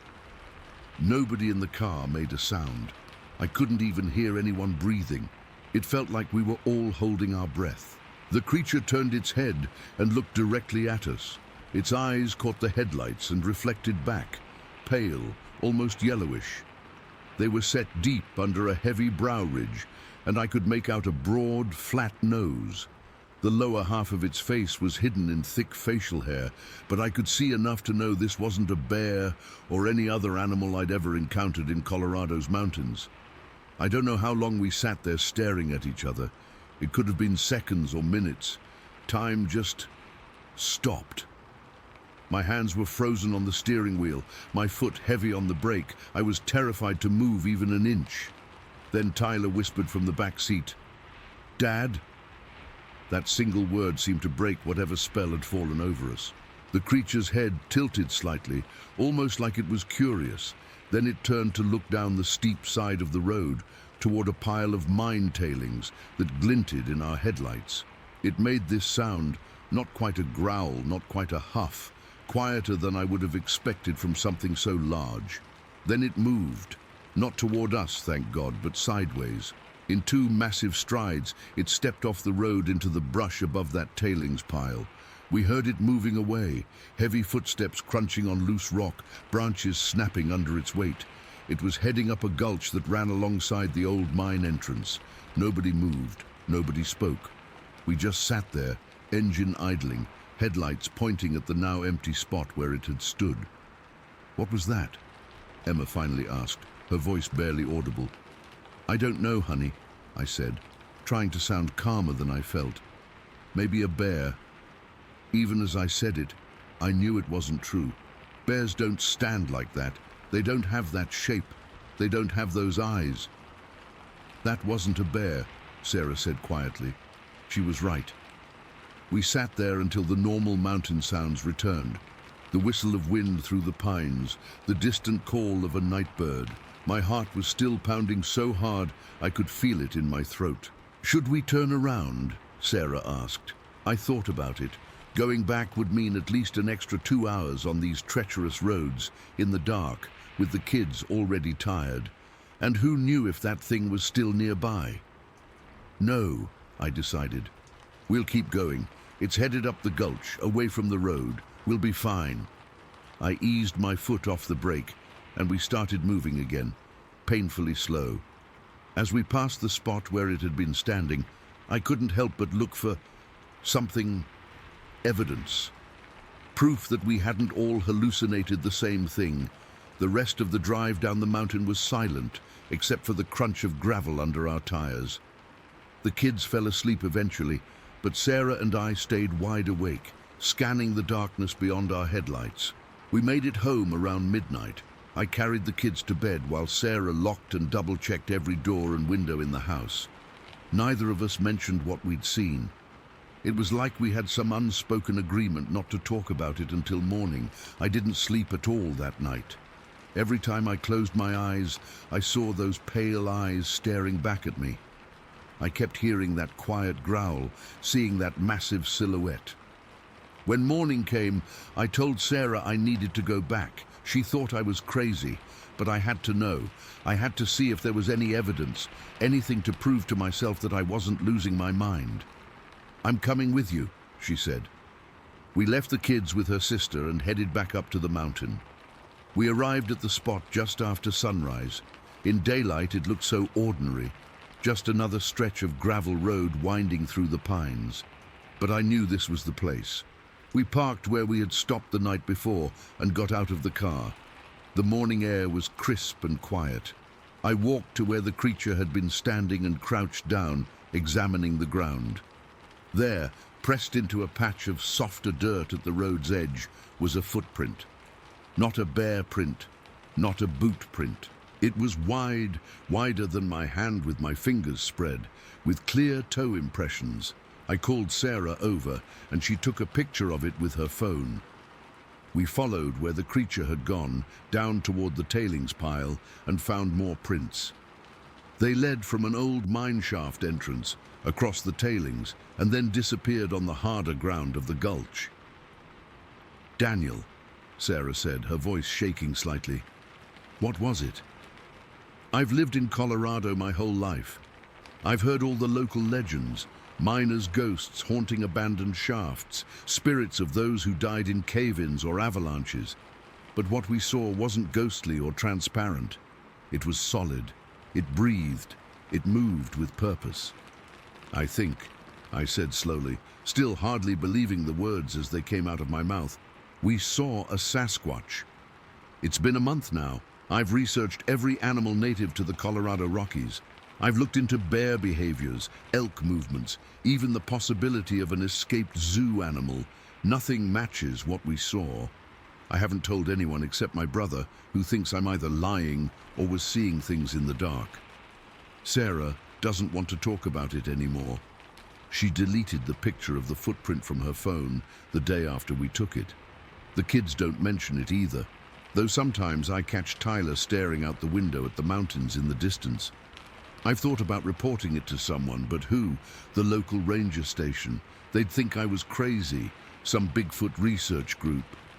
I don't want our family to become some spectacle, so I'm just putting it here, anonymously. I know what we saw that night on the mountain pass near Leadville. It wasn't a ghost, it wasn't a bear, and it certainly wasn't human. It was something else entirely, something that's apparently been living undetected in those mountains, maybe for centuries. I haven't been back to that road since, and I don't plan to. But sometimes, when I'm driving at night and catch movement in my peripheral vision, I can't help but tense up, expecting to see those pale eyes staring back at me from the darkness. Story 16. I never believed in this stuff before. Not really. I mean, I'd watch those Bigfoot shows with a beer in hand and laugh at the blurry footage like everyone else. But that was before we moved to our place outside North Bend. My girlfriend and I found this little slice of heaven 4 years ago. A modest house perched on the edge of a deep valley with the Snoqualmie River winding below. The previous owners practically gave it away. Too isolated, they said. We thought we'd hit the jackpot. It started about 6 months after we moved in. Just small things at first. Nothing I could put my finger on. The dogs acting weird, strange noises I'd write off as elk or coyotes. But that night in October changed everything for me. I still get goosebumps thinking about it. It was around 1 in the morning when Bella, our little Shih Tzu, started whining to go out. I was half asleep on the couch, some Netflix show still playing on the TV. My girlfriend was already in bed. Normally, I'd just let Bella and our German Shepherd Max out the back door and wait for them to do their business. But that night, Max was acting strange. Pacing by the door, hackles raised but not barking. "Come on, buddy, what's wrong?" I remember asking him as I opened the door. The night was crisp, with that damp October chill that cuts right through your clothes. Our yard backs up to the edge of the valley, with a steep drop-off about 50 feet from the house. Beyond that is nothing but thick forest all the way down to the river, maybe a quarter-mile below. I stepped onto the porch and immediately felt, I don't know how to explain it, like I was being watched. The dogs felt it too. Bella stayed right by my feet, and Max positioned himself between us and the tree line, his body stiff and alert. I've never seen him like that before. Max is a confident dog. He'll chase bears out of our yard without hesitation. But that night, he wouldn't leave the porch. That's when I heard it. From somewhere deep in the valley came this sound. Not a howl exactly, more like a call, deep and resonant. It echoed up through the trees. It started low, then rose in pitch before trailing off. I've heard elk bugle, wolves howl, even mountain lions scream. But this was different. It was almost deliberate, like it was meant to communicate something. I stood frozen, straining to see into the darkness. The moon was bright enough to silhouette the treetops, but the valley floor was pitch black. Then it happened again. Another call, but closer this time, and then another, from a different direction, like it was moving. Here's the thing that really freaked me out. All the neighborhood dogs were silent. Usually, if a coyote or anything makes noise, there's a chain reaction of barking across all the properties around us. But that night, nothing. Just dead silence, except for these calls. I grabbed both dogs and hurried inside, locking the door behind me. Max wouldn't leave my girlfriend's side of the bed all night. He kept staring at the window, occasionally letting out these low growls. I barely slept. The next morning, I tried to convince myself it was just some weird animal, but deep down, I knew it wasn't. Something about those calls felt intelligent, purposeful. Over the next few months, strange things kept happening. We'd wake up to find small rocks scattered across our roof, not like they'd fallen there, but like they'd been thrown. Sometimes we'd catch whiffs of this musky, almost skunk-like odor near the berry patch at the edge of our property, but no skunks in sight. Our motion-activated lights would trigger when nothing was visibly there. My girlfriend thought I was going crazy when I started keeping a journal of these occurrences. She believed me about the calls. She'd heard them herself a few times by then, but she chalked everything else up to wildlife, weather, or coincidence. Then came the night that changed her mind too. It was midsummer, around 11 at night. We were sitting on the porch enjoying the warm evening, talking about some house project or another. The conversation suddenly died when we both spotted movement at the edge of the berry patch. At first, I thought it was just shadows from the branches swaying in the breeze, but there was no breeze, and then we saw them. 2 glowing red eyes reflecting the distant porch light. They were about 8 feet off the ground. That's not a bear. my girlfriend whispered, squeezing my arm so tight it left marks. Whatever it was stood there, just watching us for maybe 30 seconds, though it felt like hours. Then it simply turned and moved back into the tree line. The way it moved, fluid but massive, sent chills down my spine. We went inside and double-checked every lock in the house. I started researching local wildlife, convincing myself there had to be an explanation. Black bears can stand tall, but not that tall. And those eyes, predator eyes, reflect yellow-green, not red. I found myself reluctantly clicking on Sasquatch websites, feeling ridiculous but desperate for answers. The thing is, the more I read about other people's experiences, the more familiar they sounded. The rock throwing, the weird calls, the musky smell, the feeling of being watched. It was like reading about my own life, but I still couldn't bring myself to fully believe it until last November. I'll never forget that night as long as I live. It was a clear night with a full moon, unusually bright. I was up late, around 2 in the morning, just sitting by our big living room window that overlooks the valley. I couldn't sleep and was just watching the moonlight on the trees, finding it peaceful. That's when I saw movement. A deer emerged from the tree line about 100 yards from our house, moving quickly across the clearing. Something was following it. Something big. At first, I thought it was another deer, but as it moved into the moonlight, I felt my blood turn to ice. This thing was walking on 2 legs. It was massive, easily over 7 feet tall, with broad shoulders that seemed to have no neck. Its head was blocky, sitting directly on those shoulders, and it was covered in what looked like dark fur or hair. The hair around its head and neck was longer, almost like a mane. It wasn't running exactly, more like taking long, powerful strides as it followed the deer's path. The way it moved was both fluid and somehow wrong, not like a person in a costume, but not quite like any animal I'd ever seen either. It was efficient, powerful. I sat there paralyzed, unable to even call for my girlfriend. It crossed the clearing in seconds and disappeared back into the trees. The whole sighting couldn't have lasted more than 15 seconds, but it's burned into my memory like a brand. The next morning I went out to where I'd seen it cross. I told myself I was being stupid, that I'd imagined it or seen some weird shadow play from the moonlight. But there, in a patch of soft dirt near our blackberry bushes, was a footprint. One single, massive footprint. It was human-like, but huge, at least 16 inches long and incredibly wide. I could make out what looked like 5 toes, but they were broader than human toes.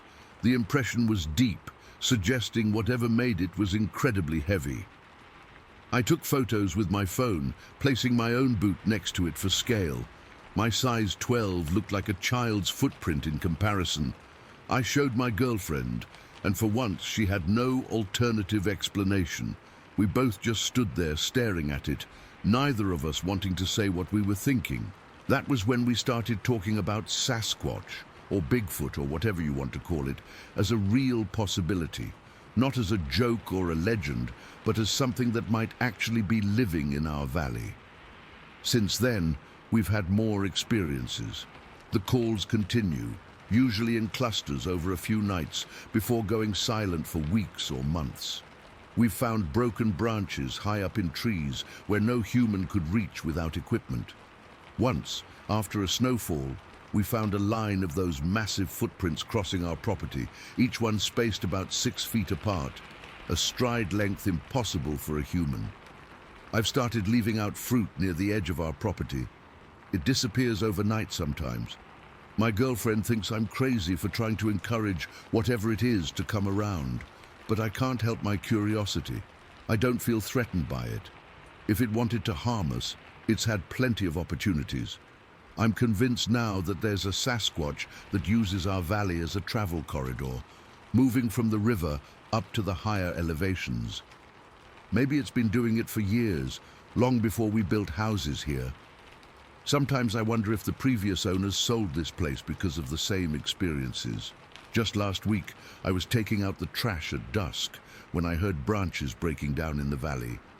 Then came that familiar call, that deep, resonant sound that seems to vibrate in your chest. I stood there listening as it called 3 times, each call moving further away. The dog stayed inside, watching from the window but making no sound. I know how this all sounds. If someone had told me this story 4 years ago, I'd have thought they were making it up or had an overactive imagination. Sometimes I still try to convince myself there's some logical explanation, but then another rock hits our roof in the middle of the night, or the dogs refuse to go outside after dark, or I catch that musky scent on the wind. I don't tell many people about this. My brother visited once and heard the calls. He left the next morning and hasn't been back since. A few neighbors have hinted at similar experiences, but no one wants to be the crazy person who openly talks about Bigfoot. So here I am, sharing this anonymously. I don't have proof beyond my footprint photos and my word, but I know what I've seen and heard. There's something in these woods that science hasn't explained, something that watches our house from the valley below, something that walks on 2 legs but isn't human. And sometimes on quiet nights I find myself sitting by the window, hoping to catch another glimpse of our North Bend Valley watcher. Story 17. I'm not even sure why I'm sharing this now, after all this time. Maybe it's because I still think about it almost every day. Or maybe it's because I need someone to tell me I'm not crazy. What happened that day in 2015 changed how I see the woods forever, and I haven't been able to talk about it with many people. It was late spring, probably early May of 2015. The weather in South Carolina had finally warmed up enough that you could be out all day without getting chilled.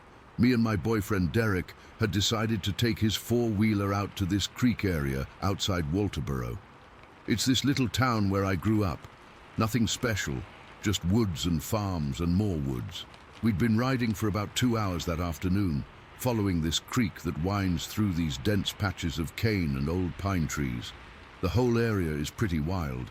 Not many people go out there except for hunting season, and even then, some parts are just too thick to bother with. The sun was getting lower, not sunset yet, but that warm, golden time when everything looks kind of hazy. We were splashing through the shallow parts of the creek, mud flying everywhere. I remember my jeans were soaked up to the knees, and I was laughing about it. It was just a normal day, you know. Just having fun, not thinking about anything serious. Then we came to this deeper section of the creek. The water was probably up to mid-calf if you were standing in it, which doesn't sound deep, but it's enough to flood the engine if you're not careful. Derek slowed way down, focusing on picking the best path through. I was sitting on the back, my feet propped up on the racks to keep them from dragging in the water. I wasn't paying attention to anything in particular, just looking around, enjoying being outside. That's when I glanced to my left just out of habit. The cane on the bank was really tall there, probably 7 or 8 feet high, growing in this dense wall. At first I thought I was looking at some kind of dead tree or stump standing upright in the cane, but something felt off immediately. The color wasn't right for wood. It was this strange, faded brown color, not grayish like an old log would be. And there were these lighter spots where the sun was coming through gaps in the cane. My stomach just dropped. That's the only way I can describe it, because in that split second, my brain put together what I was seeing. It wasn't a stump or a log. It was the back and shoulders of something massive, standing completely still among the cane stalks. I looked away quickly, thinking I must be seeing things. The 4-wheeler was bouncing and splashing, so maybe my eyes were just playing tricks, but when I looked back it was still there, and now I could see it more clearly. This thing was standing completely motionless. It was almost like it was trying to blend in with the cane, but it was just too big. We were maybe 15 yards away from it, close enough that I could see details, but far enough that it didn't seem to be concerned about us. Its shoulders were well above the tops of the canes. If those stalks were 7 feet tall, this thing had to be at least 9 feet tall, maybe more, and its back, God, its back was enormous. I'd guess almost 3 feet across. Nothing human is built like that. I remember feeling like I couldn't breathe, like all the air had been sucked out of my lungs. I wasn't screaming or panicking, I was just frozen, staring at it. The four-wheeler's engine seemed so loud suddenly, but Derek was completely focused on getting us through the water without stalling. Then it moved. It wasn't sudden or jerky. It turned slightly to the side, and the movement was smooth, deliberate. Then it lowered its shoulders and bent down into the cane. I could see the cane stalks moving as it retreated down the bank away from the creek. Not crashing through them like a person would, but moving through them with this eerie quietness, like it knew exactly how to move without making a disturbance. And then it was gone. The whole thing probably lasted 20 seconds, but it felt like time had slowed down. Derek noticed nothing. He was looking down at the water, concentrating on not flooding the engine. The four-wheeler was making so much noise that even if the thing had made any sound, we wouldn't have heard it. I didn't say anything right then. What could I say? Hey, I just saw a giant thing standing in the woods, so I just held on tighter to him as we made our way through the rest of the creek. My heart was pounding so hard, I thought he might feel it against his back. We spent another hour or so riding around other trails, but I couldn't focus on anything. I kept looking into the woods, expecting to see it again. Every shadow, every dark space between trees made me tense up. I just wanted to go home. When we finally got back to his place that evening, I still hadn't said anything. We cleaned up the four-wheeler, hosed the mud off our boots, and went inside. It wasn't until we were eating dinner that Derek noticed something was off with me. "You're quiet," he said. "Did something happen out there?" I tried to explain what I saw, but as soon as I started talking, I realized how crazy it sounded. A 9-foot-tall thing just standing in the cane. I could see the skepticism in his face before I even finished. "Probably just a bear standing up," he said, shrugging it off. "They do that sometimes." But it wasn't a bear. I've seen bears. This wasn't the same shape at all. Bears don't have shoulders like a person. They don't stand perfectly still, hiding, and they don't move through thick cane without making a sound. That night, I couldn't sleep. I kept replaying the whole thing in my head, the way it stood so still, how massive its back was compared to the cane around it, the way it moved, not like an animal, not quite like a human either, something in between but purposeful, intelligent. I started researching online, which probably sounds ridiculous, but I needed to make sense of what I saw. That's when I came across accounts of Sasquatch sightings.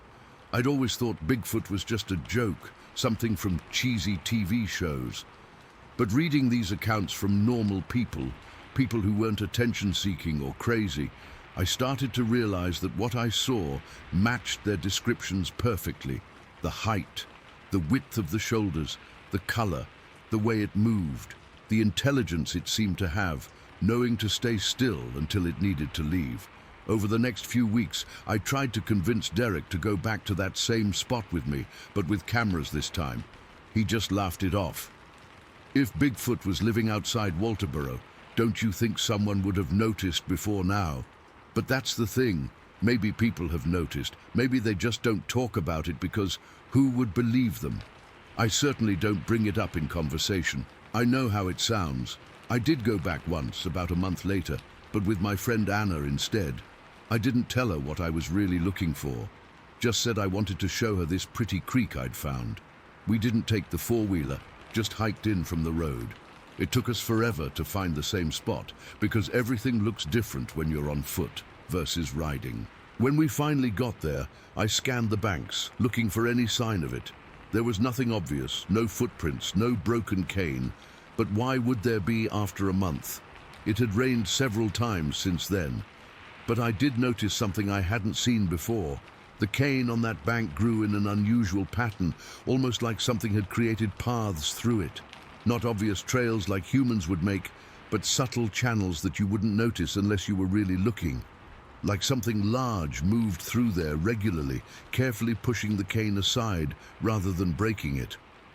I've tried to rationalize what I saw that day. Maybe it was just a weird shadow. Maybe my eyes were playing tricks on me. Maybe it really was just a bear, but deep down, I know what I saw.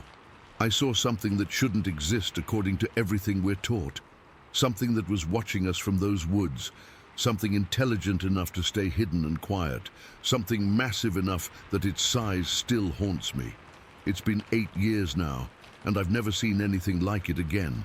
I've been back to those woods many times. Sometimes I feel drawn there, like I need to know it wasn't all in my head. Derek and I broke up years ago, but sometimes I wonder if he ever thinks about how weird I acted that day. I still go four-wheeling sometimes, but I never ride with my feet propped up on the racks anymore. I keep them on the footrests where I can quickly get off if I need to, and I'm always scanning the trees and the underbrush as I ride. The worst part isn't the fear, though sometimes when I'm alone in the woods, I do get a chill thinking about it. The worst part is not knowing, not having proof, not being able to explain to anyone else what I saw without sounding crazy.